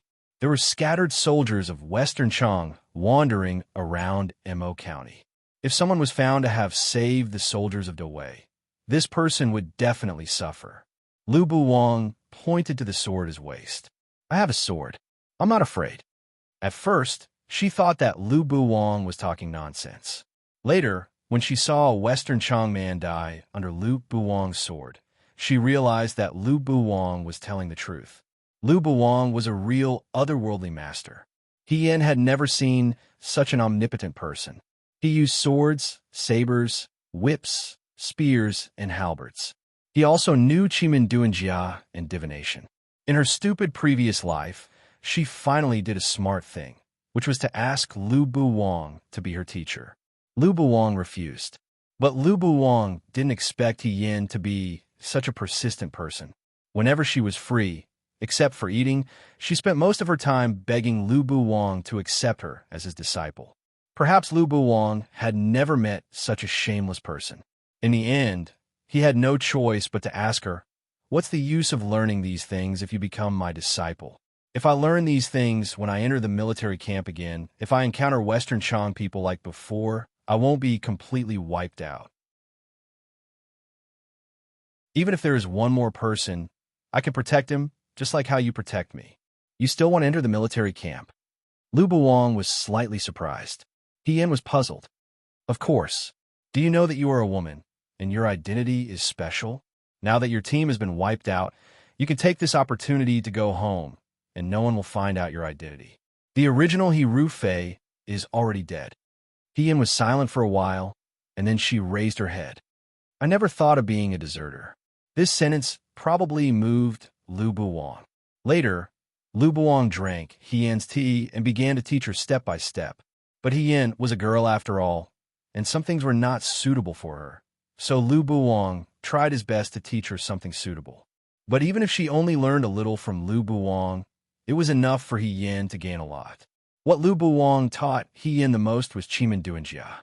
The combination of Chimin Duanjia and the art of war was enough to create a female general who could use troops like a god and set up formations exquisitely. So what if there were brave generals with extraordinary strength? So what if the Western Chang people were extremely strong, ferocious, and valiant? War was never just about strength. I didn't expect that Master could still recognize me at a glance, even though I'm not in my original appearance. Yin lowered her head and smiled. "How did you recognize me?" "Your swordsmanship," Lu Buwang laughed, "is unique in the world." When Yin first took Lu Buwang as her master, she wanted to show Lu Buwang her original skills. After Lu Buwang saw it, he was silent for a long time. He probably thought that, as a woman, since she had the confidence to enter the military camp, she must have extraordinary skills. But after seeing Yin's swords, bows, and horses, Lu Buwang began to doubt whether his decision was wrong. He really didn't know where Yin's confidence came from, but he had already drunk the tea, and he had to finish teaching the disciple he accepted. Lu Buwang was also very helpless. He had never accepted a disciple before, but when he did, he accepted the one with the worst aptitude.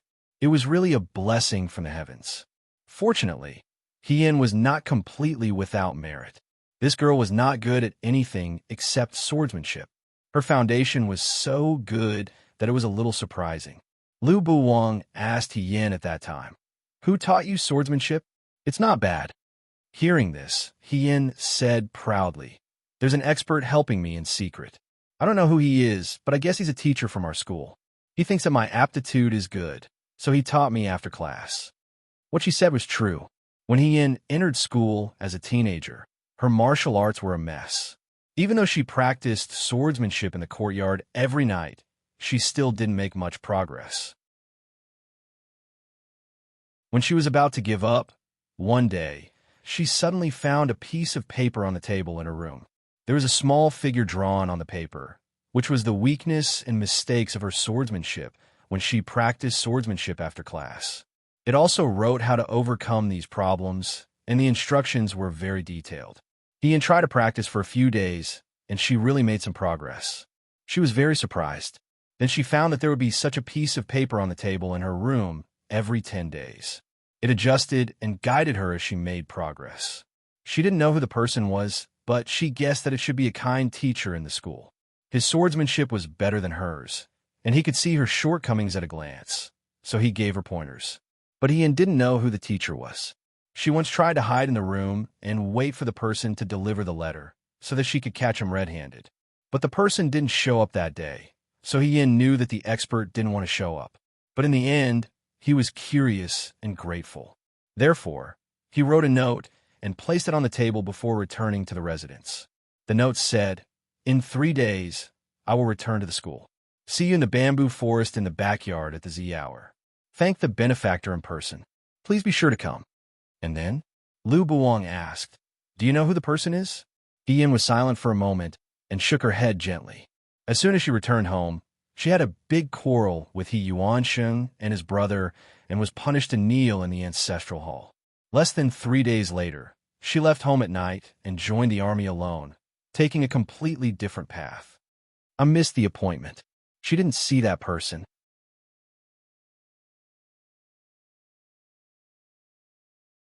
Chapter 141. The room was silent for a moment, and Lu Buwang's voice interrupted He Yan's recollection. "What about you?" he asked. "He, how did you become like this now? Did you disguise yourself? Young Master Chiao shouldn't be your husband." It was a long story. He Yan lowered his head and smiled, saying, "Master, I'm not He Rufei anymore. I'm He Yan. That person is my superior. We came to Jiang to find someone, so we pretended to be husband and wife. As for disguising myself, I didn't disguise myself. I look like this now. I can't come back to my original appearance." Lu Buwang thought for a moment, then nodded and said, "I see. He was always like this. He had a sense of propriety when it came to other people's affairs. If other people didn't want to talk about it, he wouldn't deliberately inquire about it. In some people's eyes, this would seem a little cold, but for He Yan, not asking about it was already the greatest blessing." After a while, Cui Jiao knocked on the door and walked out, still holding the little girl's hand. This little girl seemed to have worn off the effects of the drug and was able to walk with more strength. Her face had been washed clean, and she looked like she was only a little over 10 years old. She was beautiful and quick-witted, and her eyes were as moving as black jade, slim and elegant. Cui Jiao combed her hair with long braids, which were the favorite style of Jiang girls.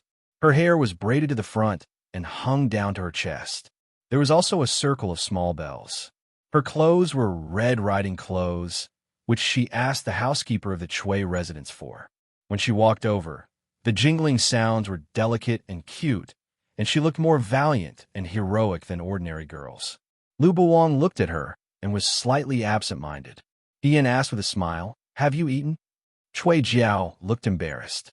"Madam, the little miss refuses to eat." Ian asked, "Why don't you eat? Aren't you hungry?"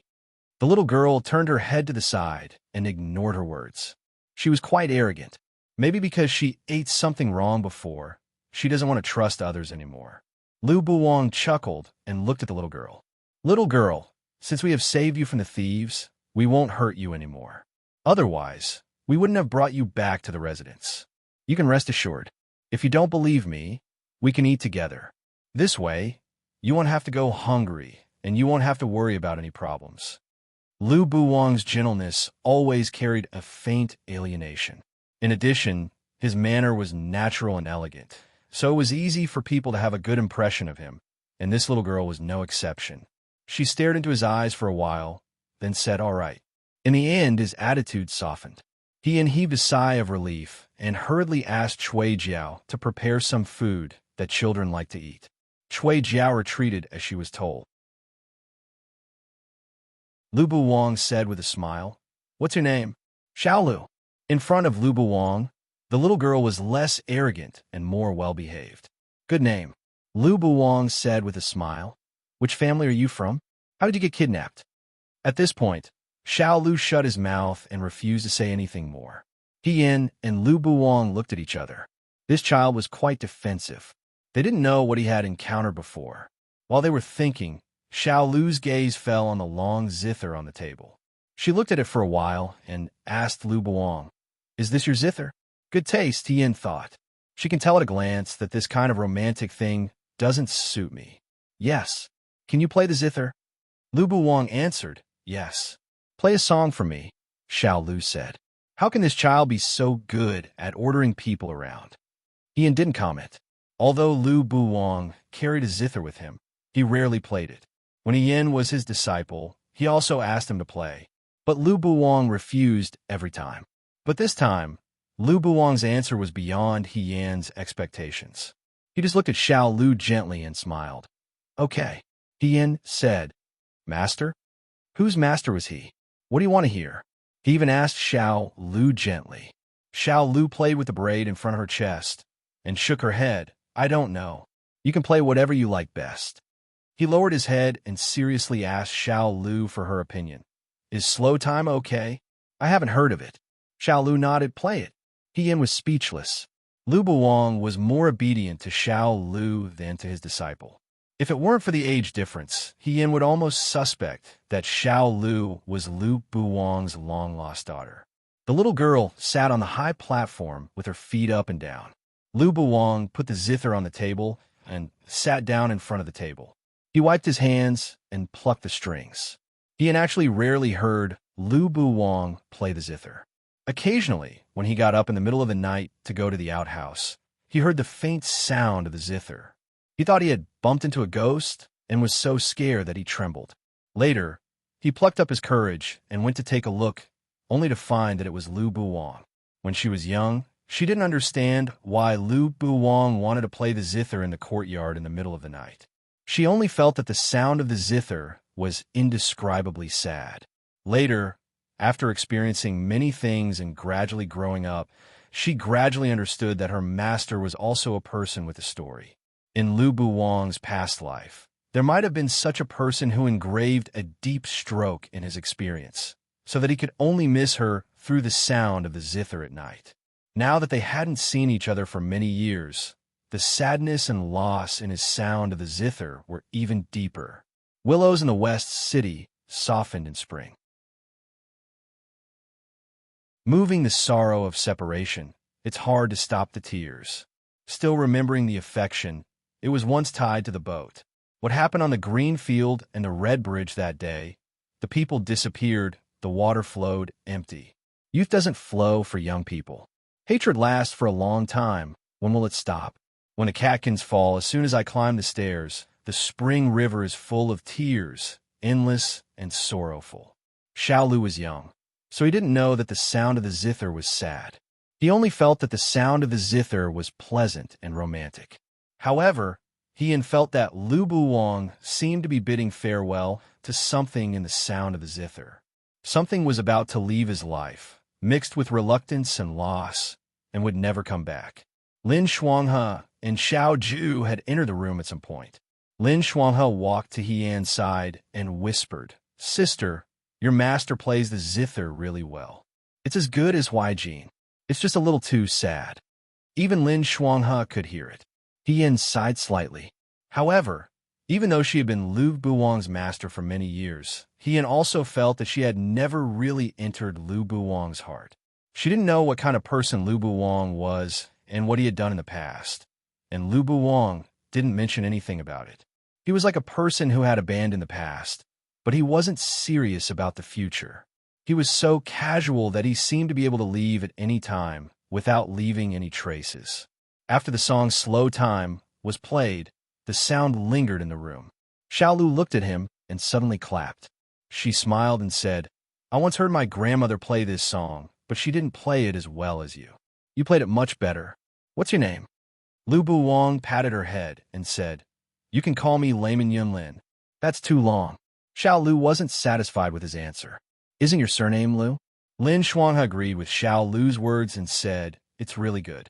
Even in Shuajing, it can be ranked among the top. It's just, He looked at He Yin and asked in confusion, Sister He, I don't want to criticize you, but your master's zither skills are unparalleled, and your husband is extremely elegant. How can you play the zither like this? Didn't your master teach you how to play the zither? He Yin said expressionlessly, My master only taught me martial arts.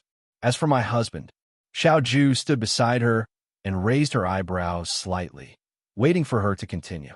He Yin cleared her throat and said, You could just play it for me. Why do I have to learn this? Lin Shuanghe, after a while, he nodded and said, It's really an irrefutable reason. Cui Jiao served the dishes. He Yin had already eaten with Xiao Ju, so only Lu Buwang and Xiao Lu were eating together. Xiao Lu didn't seem to like eating with others. She showed discomfort several times. She probably let Lu Buwang eat with her because she didn't want to worry that there was no poison in the food. Lu Buwang also understood the little girl's thoughts. He only took a little bit of each dish with his chopsticks and stopped eating. Xiao Lu was very picky with her food, but she still ate some rice. He Yin breathed a sigh of relief and said to Xiao Ju, Now we're waiting for Lord Shui to come back. Ask whose child she is and send her back. Speaking of the devil, Zhong Fu's voice came from outside. Lord, young Master Qiao and Miss Yin have already returned and brought back 2 guests. They're now eating in the room. Young Master Qiao seems to have something to ask Lord Shui. Then, Cui Yueji's rough voice came. Got it. The door curtain was lifted, and Cui Yueji's voice came from behind the door. Huanqing Yin, you're back? Do you have something urgent to ask me? Her Highness summoned me early this morning. I can't stay in the mansion for long. I have to go out later. His voice stopped abruptly when he saw Xiao Lu's face. He was stunned for a moment, and his voice changed a little. Young Highness, why are you here? Xiao Lu, the little girl who had been arrogant since He Yin brought her back, put down her chopsticks and looked at Cui Yueji. She raised her chin and said proudly, Cui Zhongqi, you're finally here. Young Highness? Everyone in the room was very surprised. Cui Yueji took a step forward and half knelt in front of Xiao Lu. His voice was very anxious. Her Highness summoned me early this morning and said that Young Highness disappeared last night. Her Highness was very worried. Why is Young Highness here? He turned to look at He Yin. Yin, what's going on? He Yin also wanted to know what was going on. She had already guessed that this little girl's identity was not ordinary, but she never thought that she would be Young Highness. Last night, Yin and I fell asleep on the fallen Firefly boat. Early in the morning, we were planning to hire a carriage to return to the mansion. On the way, we encountered Young Highness being kidnapped and saved Young Highness from the hands of criminals. Xiao Ju answered Cui Yueji on behalf of He Yin. Among the people who kidnapped Young Highness, one of them is dead and the others escaped. When Yu Yin and I rescued Young Highness, we didn't know who they were. Hearing this, Cui Yueji was shocked and asked Xiao Lu, Young Highness was kidnapped? Does Young Highness know who they are? Xiao Lu didn't seem to want to mention this matter and said impatiently, How would I know? As soon as I left the mansion, I met them near the canal. I didn't think they were bad people, but who knew? Speaking of this, he said angrily, They have evil intentions and deserve to be killed.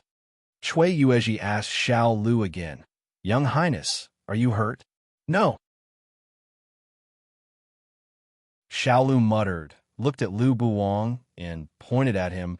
I was almost killed by someone, but this person, this lay Buddhist Yunlin, saved me.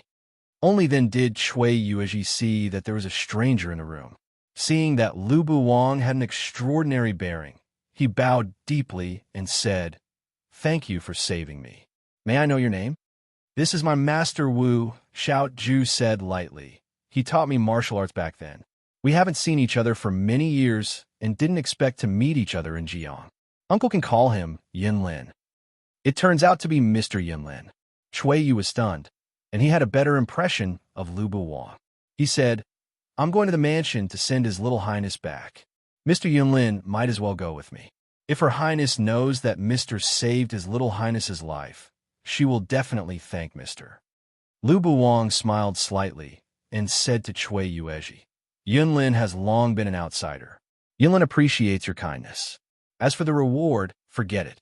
When I save Young Highness, I didn't know that Xiao Lu was Young Highness.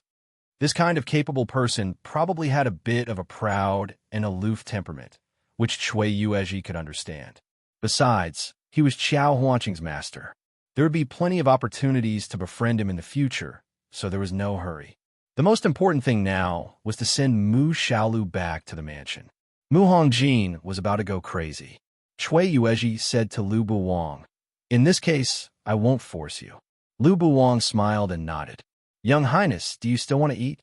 Cui Yuezhi looked at Mu Xiaolu. "If you're done, follow me back to the mansion. Young Highness will be very happy to see you safe and sound." Mu Xiaolu jumped down from the stool and said, "Got it. Prepare a soft sedan." With that, she was about to go out with Cui Yuezhi. When she passed by Lu Buwang, she stopped and asked unwillingly, "You really don't want to go back with me? Will my grandmother reward you with a lot of gold? You can have whatever you want." Lu Buwang bent down and gently rubbed her hair. "It's fine as long as Young Highness is safe." Cui Yuezhi was a little surprised. Mu Xiaolu had been spoiled by Mu Hongjin since she was a child. She was very picky about others, but she was very close to Lu Buwang. They were both martial artists, and Cui Yuezhi could feel that Lu Buwang's kung fu was not shallow. If this person could stay in the mansion and accompany Young Highness, he could accompany Young Highness and protect Young Highness. But these things had to be discussed after seeing Mu Hongjin. He turned to look at Hiyin and Huanqing. "Yuyin, Huanqing, pack up and immediately follow me to the mansion. You saved Young Highness, so Her Highness must have a lot of questions to ask you. Sooner or later, you will have to go to the mansion. Why don't we do it today?" Hiyin and Xiao Ju looked at each other. Hiyin said, "Okay, uncle."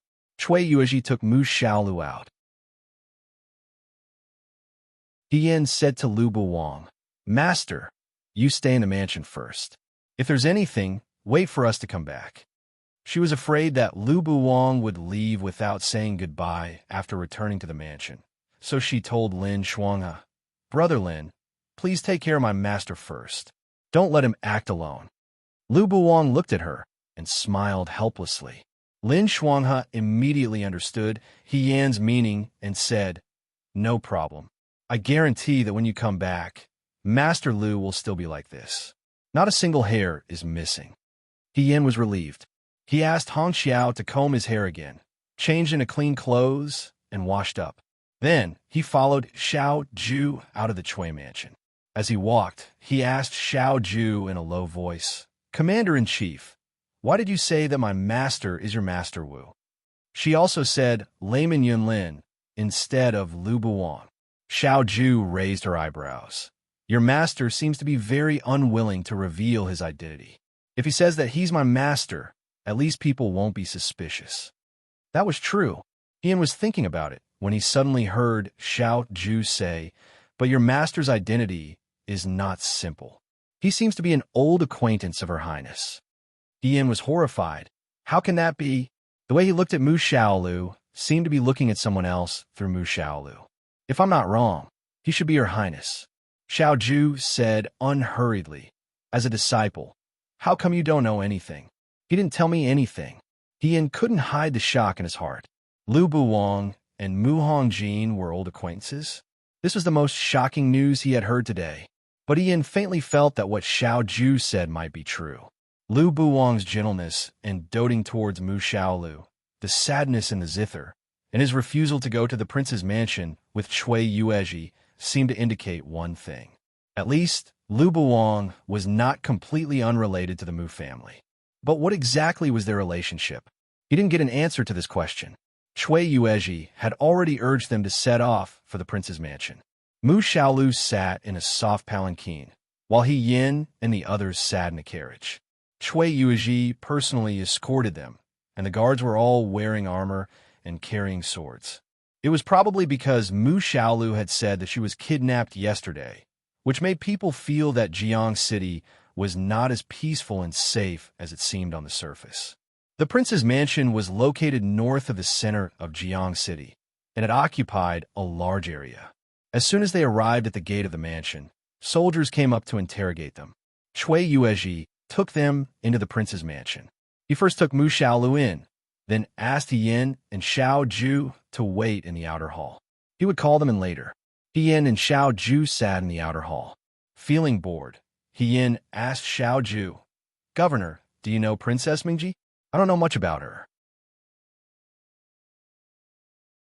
Xiao Ju lazily said, "I only know that King Mengji had a son and a daughter. His eldest son died before he was 18 years old. At that time, King Mengji's position was not very stable. If his position was not stable, he needed to unite forces to consolidate it. His majesty was benevolent, but there were always confidants who did not like the vassal king's power. They wanted to eliminate all the vassal kings and away. In the end, Princess Mengji married the son of an important official in the imperial court. Her husband was a member of the imperial court, so he could monitor Jiang City at any time to see if there was any rebellion. It was also because of this that King Mengji was able to keep his position as a vassal king. However, the son of the official, who was Princess Mengji's husband, died of illness not long after Princess Mengji gave birth to a son. Their son also had the same problem as their father. He was born with a congenital deficiency, so their daughter died when she was young. Therefore, there were only Princess Mengji and her granddaughter, Mu Xiaolu, in the current King Mengji's residence. Ian was not particularly curious about Mu Hongjin, but after hearing Xiao Ju's words, he knew that this person might be an old acquaintance of Lu Buwang. He had some expectations and wanted to know who had appeared in Lu Buwang's past life.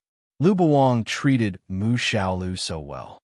If a man treated a little girl well, it was very likely that it was because of this little girl's family, if it wasn't because of his gentle nature. After the two of them sat for a while, a maidservant in gauze clothes with braided hair came forward with a smile and said, "Please come with me. His Highness wants to see you." Tian and Xiao Ju stood up and followed the maidservant inside. As soon as they entered the residence, they were surprised to find that the interior of the residence was bigger and more spacious than it looked from the outside. It could be said to be magnificent. The color of the residence was mainly red, and the railings and pillars in the residence were carved with myths and legends about the water god. In the backyard of the residence, there was even a bronze statue of a bare-chested goddess riding a koan and traveling in the sea. The weather in Jiang was hot, unlike the bitter cold in Liangzhou. It was only spring, and when the sun shone in the morning, it was a little hot. Copper basins filled with ice cubes were placed in the four corners of the courtyard, so it didn't feel hot and was cool and pleasant. As for the flowers, plants, and trees, they gave off the same feeling as Jiang City: prosperous, lively, ostentatious, and proud. After passing through the courtyard and the long corridor, the maidservant stopped in front of the King Mingji's residence and said with a smile, "Please come in." Yin and Xiao Ju stepped in and felt that their eyes suddenly brightened. The main hall was very wide, and there were columns carved with the pattern of the water god in the four corners. Above them, there was a painting of auspicious cloud patterns.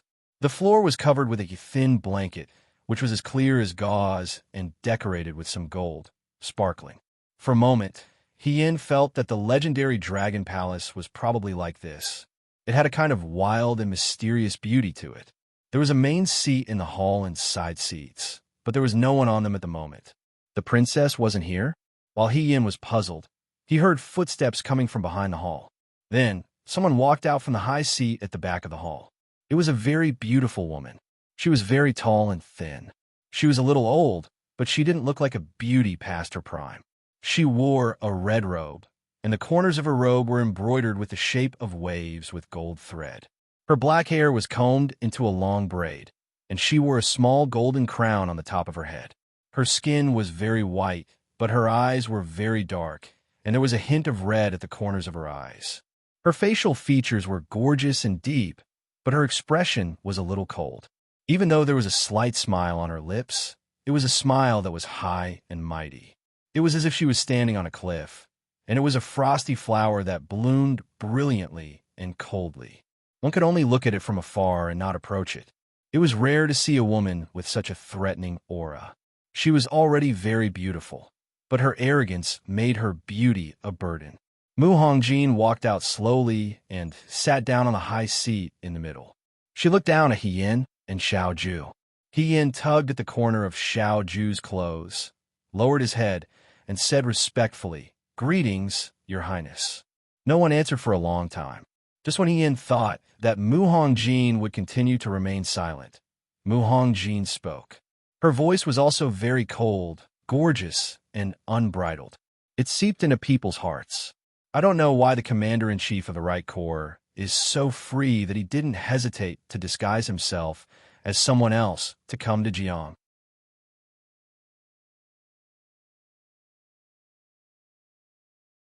Chapter 142. I didn't know why the commander-in-chief of the Right Army was so free that he didn't hesitate to disguise himself as someone else to come to Jiang. He Yin thought, "Have I been discovered?" Judging from her tone, she didn't seem to have just discovered me. He looked at Xiao Ju again. She wasn't surprised at all. She just smiled lazily and said, "Your Highness, is this how you treat Little Highness's savior? You're denouncing them?" "They're guilty," Mu Hongjin said coldly. "You're not innocent either. You can't have come to Jiang just to see if I'm doing well." "It seems that Your Highness is doing well." Xiao Ju raised her eyebrows. "But it's not necessarily the case for the other people in Jiang City." Mu Hongjin sat on the high seat and stared at Xiao Ju for a while. Then she suddenly smiled. With this smile, the cold and unapproachable look just now suddenly melted a lot. She leaned back against the soft cushion and pointed to the guest chair beside her. "Sit down. Don't say that I've neglected a guest from afar." He Yin thanked her and sat down with Xiao Ju on the side seat. This was Princess Mengji, Mu Hongjin. He Yin looked at her and felt that she was different from what he had imagined. Before coming to Jiang, He Yin's impression of Princess Mengji was that she was a bit older, kind, dignified, and steady. Later, he guessed that she might be Lu Buwang's old acquaintance, so he thought that she might be a straightforward and righteous person. However, he didn't expect that Mu Hongjin in reality was so beautiful, powerful, domineering, and unrestrained. "Your Highness." He Yin hesitated for a moment before asking, "When did you find out? Do you think that it's so easy to enter Jiang City, or do you think that I'm just a decoration? You can't even see through this." Mu Hongjin stroked a translucent ruby ring on her finger and said lightly, "I've known since the first day you entered the city. That idiot Shui Yuezhi can't see through it, but it doesn't mean that everyone is as stupid as him. I was waiting to see what you were up to, but since you saved Xiao Lu, I won't beat around the bush with you." She looked at Xiao Ju and said, "Tell me, Military Governor Xiao, why did you come to Jiang City?" "I'm here to find someone.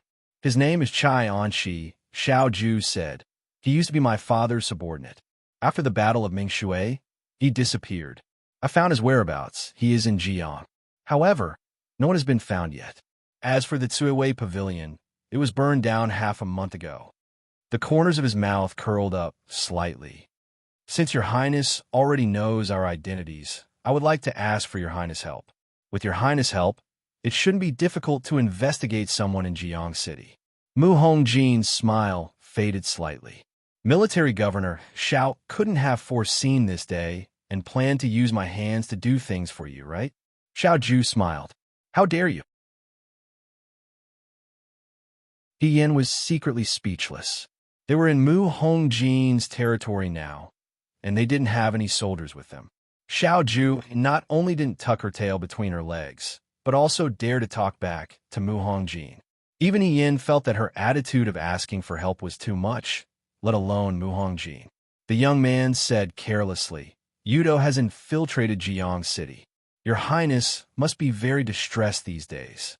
Chaianshi might have clues about Yudo. Your Highness helping me is helping yourself." Mu Hongjin stared at him. "Why should I believe you? You won't lose anything if you believe me." Xiao Ju's voice was calm. "It depends on what Your Highness is most worried about." The hall was silent for a moment, and slowly, the sound of applause could be heard. Mu Hongjin clapped her hands and stared at Xiao Ju. It was hard to tell whether it was fear or admiration. She said, "General Fengyan really lives up to her reputation.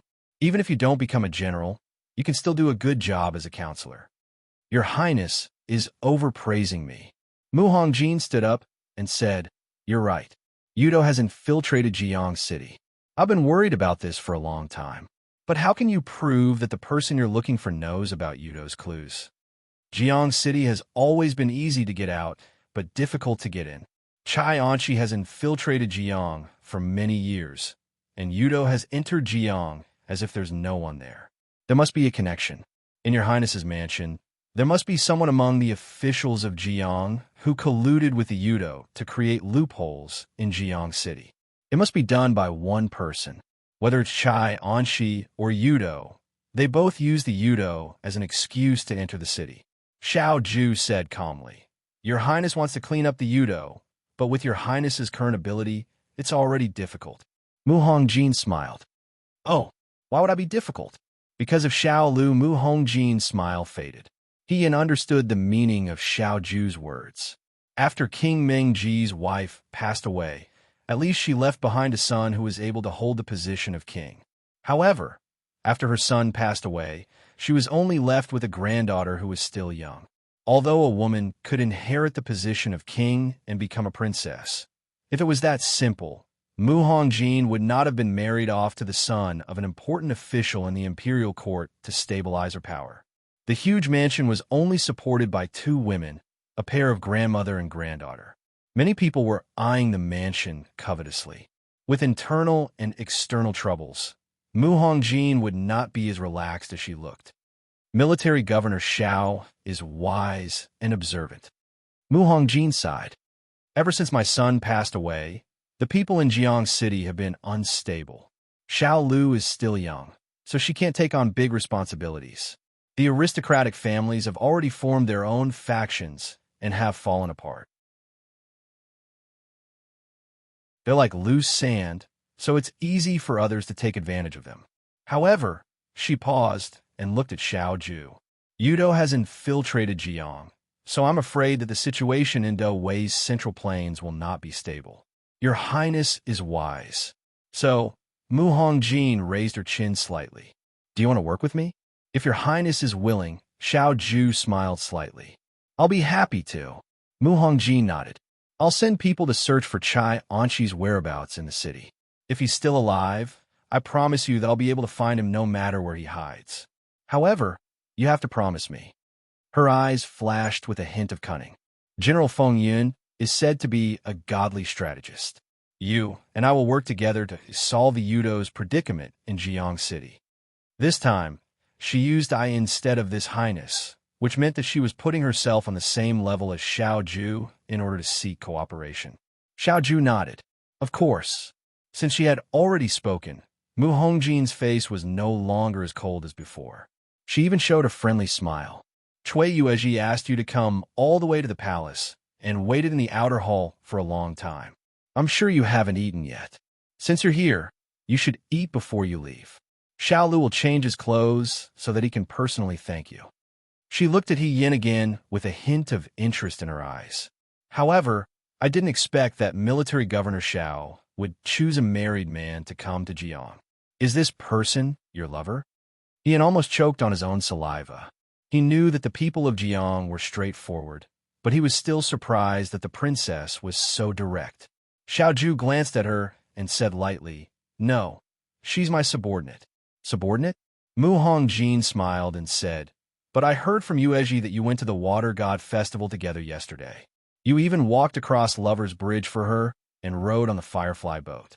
With Military Governor Zhao's temperament, he wouldn't be so accommodating to a subordinate.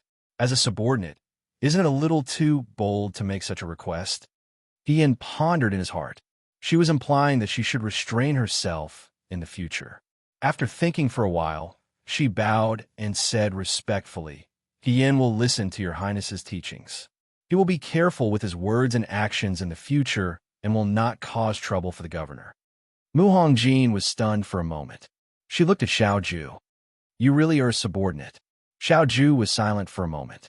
She said calmly, "Your Highness, please don't laugh at my incompetence. It's fine. That's your business." Mu Hongjin stroked her hair and said, "I'll go find Cui Yuezhi first and tell him to help you find someone. You two wait here for a moment." After saying that, She stood up from the high seat and slowly disappeared into the back of the hall. Hien waited for her to leave before he breathed a sigh of relief. He didn't know why, but he always felt that he couldn't be too relaxed in front of Princess Minji. It was probably because her aura was too strong, making it difficult for people to ignore her. Governor, why did you admit it so quickly just now? Hien touched Xiao Ju's elbow. You didn't even try to quibble. Xiao Ju sneered. Not everyone is a liar like you. Hien shrugged and changed the topic. But this Princess Minji is really good. She discovered us the moment we entered the city. I didn't intend to hide it from him. Xiao Ju said carelessly. Cui Yuezhi can still be perfunctory. How can a woman who can stabilize Jiang City with her own strength be so easy to fool? Yes, Hien agreed with her words. Women are not easy to fool when they don't act on their emotions. But if they like and trust someone, it will be too easy to be fooled. Xiao Ju glanced at her and said slowly, but some women are not easy to fool, and they like to deceive people. Hien, she said, what you said is meaningless. Who's deceiving you? As they were talking, a maid from the prince's mansion walked in and said, Please follow me. His Highness invites you to eat in the banquet hall. Hien and Xiao Ju then walked to the banquet hall. The banquet hall of the prince's mansion was also very big. Although the walls and ceiling were painted with colorful paintings and the floor was covered with bright color blankets, because there were very few people at the long tables, it was still a little empty at first.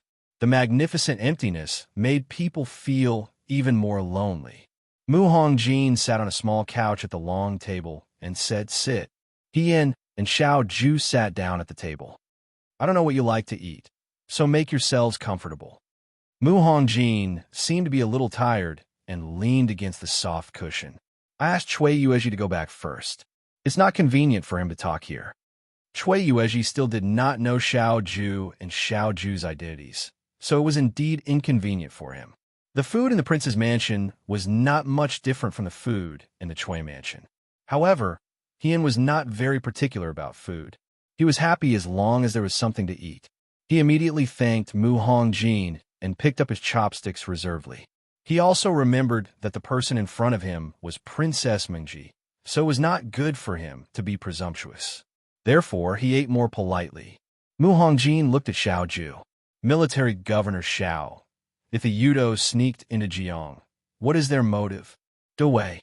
That one sentence made Hien's action of drinking the soup stop, and he instantly felt that the delicious food was tasteless. Once the Yudo gains power and attacks Jiang, the first thing they will do is to cut off the water supply of the canal. The cities along the river will be affected by the disaster. There will be no food or money, and the merchants will go on strike. The Central Plains will be in chaos. Then they will head north, enter the capital, and attack the palace, he said calmly. There is nothing more natural than this. Mu Hongjin was silent for a moment before she said, Military Governor, Xiao makes it sound so easy for you to say such a shocking thing. Because it's about to happen. Xiao Ju said, Not now. Early on, during the battle between Father and the southern barbarians at Mingshui, there were already clues. Southern barbarians? This was the first time Mu Hongjin heard of this. She was puzzled. What does it have to do with the southern barbarians? There is a traitor in the imperial court who colluded with the southern barbarians in the past. Unfortunately, the southern barbarians' rebellion was quelled, and the Yudo kingdom was far away. It has been peaceful all these years, and it has been accumulating power in secret. Therefore, he changed his target of cooperation from the southern barbarians to the Yudo kingdom. Jiang is the first city to be used to claim credit. Mu Hongjin placed her hand on her chest and frowned. Jiang has not fought for many years. Allow me to ask. Xiao Ju asked, How many soldiers are there in Jiang now? Less than 20,000. Hien frowned when he heard this. Less than 20,000 was not a number that could make one feel at ease.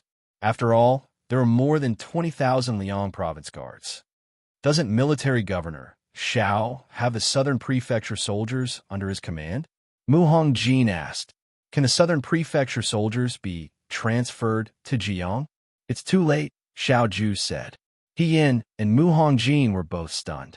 Mu Hongjin said coldly, "Is military governor Xiao exaggerating to scare us? Your Highness already knows the truth."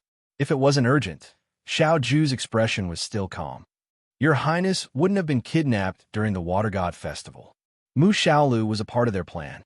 However, they coincidentally encountered He Yin and the others, and the plan was disrupted. It could be imagined that if He Yin and the others hadn't appeared that day, and Mu Xiaolu had been successfully kidnapped, there would be two outcomes. The first was that the news of Her Highness' disappearance spread, and the entire Jiang city was in a state of panic. The princess would no longer have an heir, and the people's hearts would be in chaos. The aristocratic families would cause trouble, and the people hiding in the dark would take the opportunity to stir up trouble and directly take the throne. The second was even simpler. They would use Mu Xiaolu as a bargaining chip to negotiate with Mu Hongjin.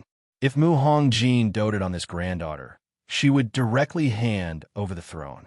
Then, the other party would be able to take over the entire Jiang city without expending a single soldier. Regardless of the outcome, it was not something that the current Jiang city could bear. You mean? Mu Hongjin asked.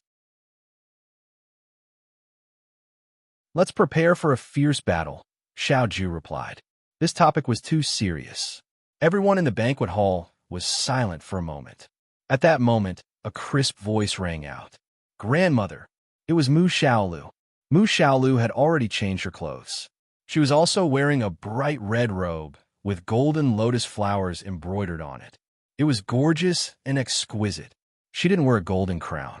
Her two braids hung down in front of her chest, and there was a little ornament on her forehead. She looked like a young Mu Hongjin, a girl from a different race. However, compared to Mu Hongjin's domineering beauty, Mu Xiaolu was more delicate and arrogant. After returning to the familiar residence, Mu Xiaolu was no longer as silent as she was in the Chui residence. She ran over like a little bird and jumped onto Mu Hongjin's soft couch. She nestled beside Mu Hongjin and asked, Grandmother, why isn't Chui Zhongqi here? Chui Zhongqi is busy. Mu Hongjin was much more affectionate when facing Mu Xiaolu. She smiled and patted her head. Your saviors are here. Hurry up and thank them. Mu Xiaolu turned her head and looked at He Yin and Xiao Ju. After a while, she said in a small voice, Thank you for saving me.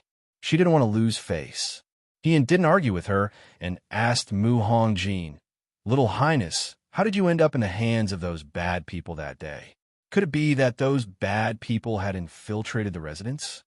If that was the case, those bad people were too daring. Mu Hongjin looked at Mu Xiaolu. You say it yourself. It's nothing. Mu Xiaolu looked at her grandmother's expression. After a while, she said, I wanted to go to the Water God Festival and didn't want the guards to follow me, so I left the residence. On the way, I met those people who said they could help me get on the Firefly boat. After I got on the boat, I couldn't move after drinking tea. Then I met you. She said it lightly, probably because she was afraid of being scolded by Mu Hongjin. It could be assumed that she had experienced many dangers. However, it was normal for a child of this age to want to play. Mu Hongjin only had this one granddaughter. She was usually very strict, afraid that something would happen to her. It was reasonable for a child to want to go out and play by herself. It was just that her luck wasn't too good and she had been targeted early on. I really have to thank you. Mu Hongjin sighed. If something really happened to Xiaolu, I don't know how to continue living. Your Highness, please don't say that. Little Highness is blessed by the heavens. Even if she didn't meet us, she would have met someone else. She will definitely be safe. Mu Xiaolu heard this and muttered, It wasn't you who saved me in the first place. It was this uncle who saved me. Then, she looked at He Yin. That uncle isn't coming today. When can he come? Go back and tell him that I want to see him. Can he come to the residence to play with me? It was the first time Mu Hongjin had heard of such a person. She asked in confusion, What uncle? It's an uncle who looks like an immortal. Mu Xiaolu became happy and gestured to Mu Hongjin. He's very tall and wears white clothes. He's very strong. When I was caught, he knocked over the knife as soon as he appeared. He has a sword and a chain on his back. Mu Hongjin's expression gradually stiffened. He Yin complained incessantly in his heart. He only hoped that this little ancestor would stop talking and not continue. However, Mu Xiaolu seemed to have a good impression of Lu Buwang. Speaking of this, she beamed with joy and wished she could tell Mu Hongjin everything she knew. He also knows how to play the qin. He played the qin for me. It's the song that grandmother often plays. But he plays it much better than you. He said that the song seems to be called Slow Time. Grandmother, why have I never heard you mention the name of this song? Is it really called that? Mu Hongjin looked at Mu Xiaolu and slowly opened her mouth, her voice dry. Since you've seen him, do you know his name? I asked him, Mu Xiaolu replied. He said he's called Layperson Yunlin, but I heard them all call that person Master Lu. You should ask him. Mu Xiaolu pointed at Xiao Ju. Layperson Yunlin seems to be his master. I heard Cui Zhongqi ask. Mu Hongjin looked at Xiao Ju. Is that so? He was so nervous that his palms were sweating. He heard Xiao Ju reply, yes. The banquet hall inexplicably became dull. Mu Hongjin didn't speak and just leaned on the couch. She didn't even notice Mu Xiaolu. Her gaze gradually drifted away, as if she was recalling a distant memory. There was no room for anyone else in her eyes. He Yin thought to himself, from the looks of it, Mu Hongjin and Lu Buwang are not only old acquaintances, but also have a deep relationship. After a long time, Mu Hongjin came back to her senses and said indifferently, I know. She didn't say that she wanted to see him again, nor did she ask about Lu Buwang. It was as if this person was just a passerby who she had forgotten after hearing his name. Her expression returned to calmness, and for a moment, the gloominess also dissipated. She seemed to have returned to the aloof and unreasonable royal highness when they first met. It would be better if she kept asking, but she just let it go. He Yin became suspicious, as if there was a restless cat constantly scratching his heart. Finally, he couldn't help but ask, Are your highness and Layman Yunlin old acquaintances? Xiao Ju glanced at him with a warning look. He Yin didn't care. Lu Buwang was also her relative. Now that she could finally catch a glimpse of Lu Buwang's past, how could she give up? Besides, Mu Hongjin's expression. At least she wasn't an enemy of Lu Buwang. Mu Hongjin didn't expect He Yin to suddenly ask this. She looked at He Yin, and He Yin looked at her generously. After a while, Mu Hongjin smiled and said, Military Governor Xiao, your subordinate is really bold. Xiao Ju's gaze was clear and indifferent. Your Highness, please forgive me. I haven't said anything yet. You don't have to be so anxious to defend her. Mu Hongjin smiled slightly. It's just that no one has dared to ask this question for many years. He Yin found it strange. Was she really an enemy? If she was an enemy, why would Lu Buwang treat Mu Xiaolu so well? After all, Mu Xiaolu and Mu Hongjin were too similar. Facing a face that looked like an enemy, he wouldn't be gentle. Actually, it's no big deal to tell you. Mu Hongjin said lightly, Many years ago, before I got married, I once sneaked out of the prince's mansion. She glanced at Mu Xiaolu and said gently, just like Xiaolu yesterday. But I was very lucky. I didn't meet any bad people. Instead, I met a young man who just came down from the mountain. Her beautiful eyes stared at the painting on the wall in the distance. The painting was like a young girl sitting under a flower tree and weaving a garland. The large peach color was bright and beautiful, just like the spring day of that year. I admired this young man, so I pestered him and followed him with the excuse that I was penniless and had nowhere to go. It was also the first time Mu Xiaolu heard about her grandmother's past. She widened her eyes in surprise. It was the first time I fell in love with someone. Naturally, I was very sincere. However, that young man already had a sweetheart and didn't like me. He was also very cold to me. Father told me that the marriage was set and they would get married in a few days. So I begged that young man to take me away. He Yin was so surprised that he couldn't speak. Princess Mengji was really bold to elope before marriage. On the day of the appointment, he didn't come. Mu Hongjin said lightly, I was found by father's people and returned to Jiang to get married. After that, I never saw him again.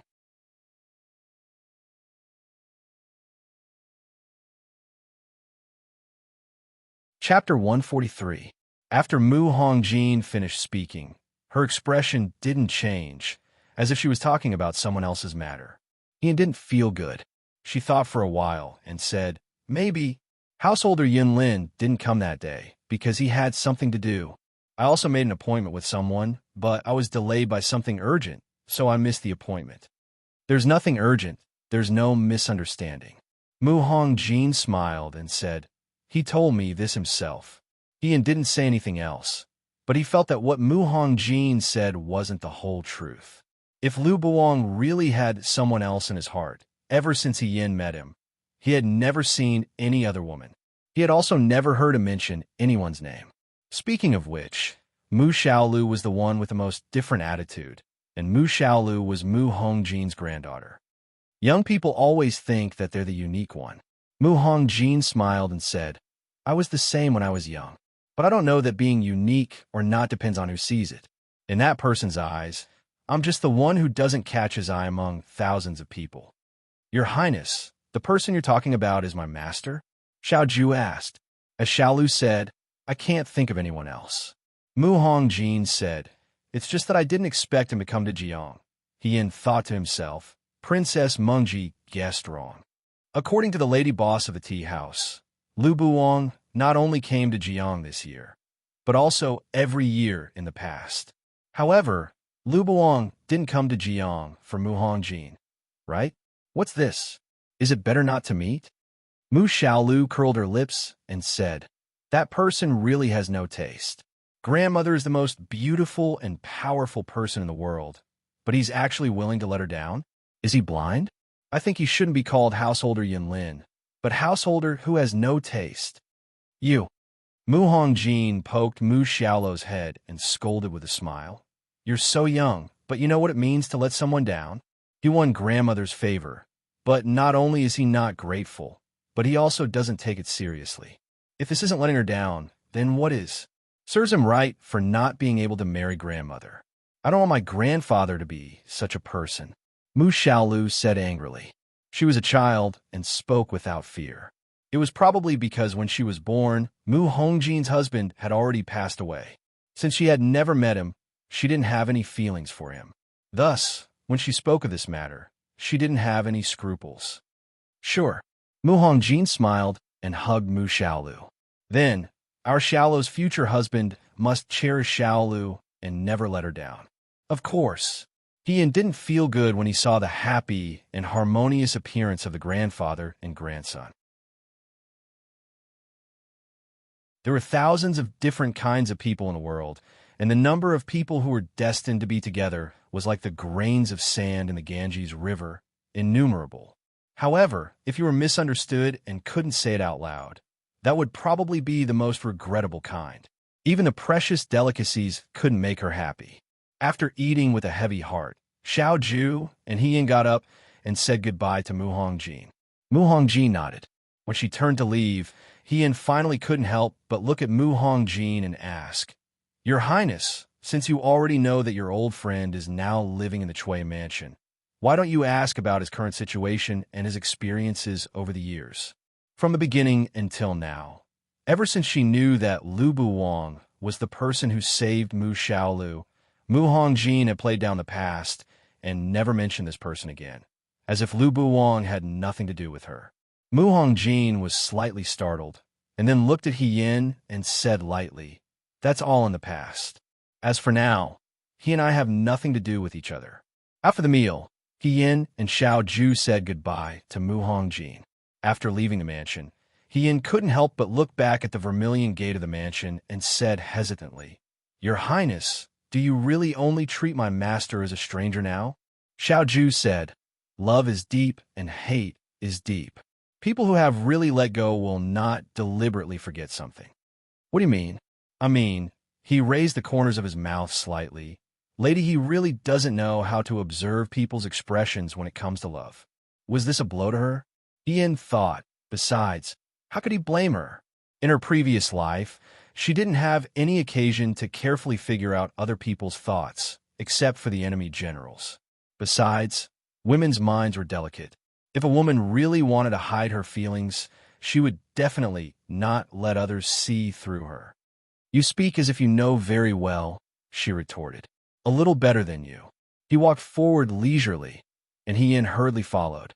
In the empty hall, the woman in the red robe and golden crown slowly walked up the steps and sat down on the high seat. After Mu Xiaolu finished her meal, she was taken back to her bedroom to rest by a maid. Mu Xiaolu had also received quite a shock yesterday. As a child, she was very tired and sleepy, so Mu Hongjin had someone send her some soup to calm her nerves. Fortunately, Mu Xiaolu was only frightened and not injured. Jiang was plagued by internal and external troubles. Yudo was among them, and the lives of hundreds of thousands of people in the city were in her hands. The current situation really couldn't be considered gratifying. This was originally a mess, but Mu Hongjin actually thought of another name in her heart. Lu Buwang. She really didn't expect that after so many years, she could still hear the name Lu Buwang from other people. She also didn't expect that Lu Buwang would dare to enter Jiang City again. If Mu Hongjin was young, she would definitely stand in front of him, look down at him condescendingly, and ask him to get out of her territory. But now, she didn't have such an impulse, and she didn't even want to see him. On the small table next to the high seat, there was a carved bronze mirror. Cui Yuezhi had found it for her from a merchant. The mirror was extremely thin, and the carvings were extremely beautiful. There was an emerald green opal inlaid on the wooden handle at the bottom. She had always liked complicated and gorgeous things, so she kept it with her every day. Mu Xiaolu always said that this bronze mirror looked old-fashioned, but Mu Hongjin didn't think so. She held the bronze mirror in her hand and looked at the person in the mirror. The woman in the mirror was extremely beautiful. She didn't know when even her makeup had to be as dignified and exquisite. There was a touch of light red at the corners of her eyes, which made her beauty look cold and gorgeous. Her lips were also red and slightly pursed, which made her look restrained and cold. She reached out to stroke her hair. The maids all envied her for her long black hair. Even at this age, she didn't look old. But they didn't know that every morning she would ask her personal maid to comb her hair carefully under the sunlight, find out the white in her hair, and pull them out one by one. As long as she was still the princess, she would always be young, beautiful, noble, and powerful. She would trample all the restless people under her feet and accept everyone's respectful and sincere gazes. But she was old after all. Mu Hongjin looked at herself in the mirror. Once upon a time, her face was clean and she never put on makeup. Her eyes didn't have the domineering and fierce look now. That girl's eyes were always curved, and when she smiled, she revealed her white teeth. She was brash, hearty, and carefree. Her thoughts flew back to many years ago, so long that she couldn't remember which year it was. At that time, Mu Hongjin wasn't the red-robed and golden-crowned princess. She was the only daughter of King Mengji, the apple of his eye, a 17-year-old girl. The 17-year-old girl was full of imagination about love and the future. When she suddenly learned that her marriage was set and she was going to marry the son of an important court official, her first reaction was fierce resistance. The old King Mengji, her father, looked at her with some guilt, but his tone was undeniably firm. "You must marry him to stabilize your position as princess." "I don't want to be a princess at all," Mu Hongjin snorted. "I don't want to use my marriage to exchange for this position. I'd rather be an ordinary person." Her resistance wasn't taken seriously.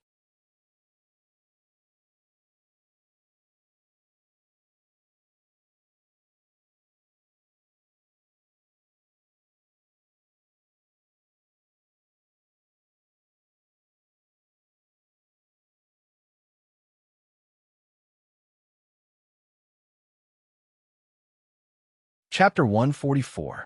In the past 18 years of Lu Buwang's life, he had never interacted with a woman except for his little junior sister. Even his little junior sister was gentle and polite. He had never seen such a fierce weirdo. His senior brother said that he was pure and honest, which was true. He put on airs, but he was repeatedly helpless against Mu Hongjin. He couldn't get rid of Mu Hongjin, so he thought that he would wait until he finished his business and then take her Qian Mountain. As for how to deal with her, he would let Taoist Yunji decide. Suddenly, there was a gentle and soft girl beside him, which made Lu Buwang very uncomfortable. But soon, this discomfort was diluted by anger. Mu Hongjin wasn't like what she said. I don't eat much, and I won't spend much of your money. I won't be a problem if you take me with you. Mu Hongjin indeed didn't eat much, but she spent a lot of money. She was too picky. She had to choose the best restaurant to eat, dress beautifully, and live in an inn. Fortunately, she had her own money, which was very rich, so she could afford it. Not only that, but she also shared it with him generously. Young hero, the roast duck of Wu Fonglu is really delicious. Try some. Lu Buwang frowned and looked at her. Didn't you say that you were abducted? How can you have so much money on you?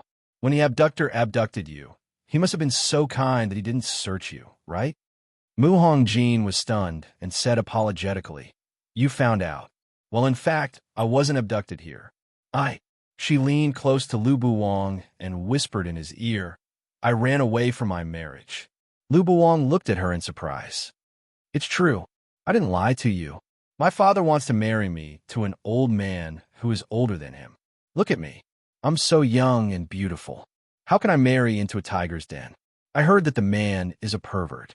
He had married 3 wives before, but they were all tortured to death by him. I had no choice. She pretended to cry and covered her face with her sleeve. I just didn't want to die so miserably. Lu Buwang was skeptical. Nonsense. Since you have so much money on you, it can be seen that your family background is not bad. Why did your father marry you to such a person? That person's family background is even bigger than ours. Mu Hongjin said aggrievedly, Don't you know that the higher the officials rank, the higher the officials rank? He took a fancy to me and wanted me to be his wife. My father had no choice, but I didn't want to. I escaped in the middle of the night. If they caught me, I would be dead. So, young hero, please don't leave me behind. Lu Buwang said angrily, I'm not your husband. She made it sound as if he had abandoned her. They were strangers he had met by chance. If her family really found Mu Hongjin and they want to take her away, what reason did he have to stop them? That won't do. Mu Hongjin grabbed his hand. You saved me, so you should be responsible for me. If you leave me behind halfway, I'll die sooner or later. It's better to die now. Come on. She snatched the long sword from Lu Buwang's waist and put it on the table. She looked at Lu Buwang and said aggressively, It's better to die under your sword than to be tortured by that bastard. Young hero, kill me. There were people coming and going around. When some people saw them like this, they all pointed at them.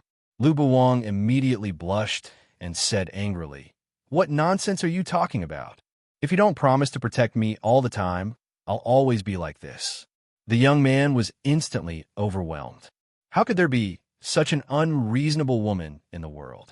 However, she had said everything, and he couldn't even refute her. After a while, he was defeated. He gritted his teeth and said, I promise you. Forget it. It would only take more than a month to gain experience at the foot of the mountain. After more than a month, he would take her back to Qiyu Mountain. Taoist Yunji had his own way. At that time, no matter how arrogant this woman was, they wouldn't meet again. Hearing this, Mu Hongjin immediately smiled. She suddenly approached him, looked at his face, and said, Actually, there's another way. As long as I get married now, that rotten old man won't be able to do anything to me. I see that you're handsome and your swordsmanship is outstanding. You're even better than that person. Why don't you marry me and we'll both be happy? The girl smiled lightly, and her eyes were as moist as a mountain stream, clearly reflecting his figure. The young man in white was startled. He jumped up as if he had been bitten by a snake and reprimanded. Who wants to be happy with you? Oh. Mu Hongjin spread out her hands regretfully. That's a pity. That's a pity. Suddenly, there was a clang sound beside his hand, and he came back to his senses. He didn't know when his fingertips had accidentally touched the strings on the table, shattering his memories. He was stunned for a moment, and the clear and cunning voice of the girl back then seemed to appear in his mind. She kept calling him young hero, which made him impatient and upset. After a while, Lu Buwang lowered his head and smiled faintly. They were all gone and couldn't be chased. It was just adding to his sadness. Ian also had something on his mind because he met Mu Hongjin in the prince's mansion during the day. That night, he didn't sleep well. He tossed and turned in bed and didn't fall asleep until the middle of the night. Fortunately, he didn't wake up Xiao Ju. Because he slept late at night, he woke up a little later the next day. When he woke up, he didn't see Xiao Ju. Hong Xiao smiled and said, "Young master went out early in the morning and told me not to wake madam up." He Yin said, "Oh," and asked Hong Xiao, "Did he say where he was going?" Hong Xiao shook her head. Ian got up and washed up.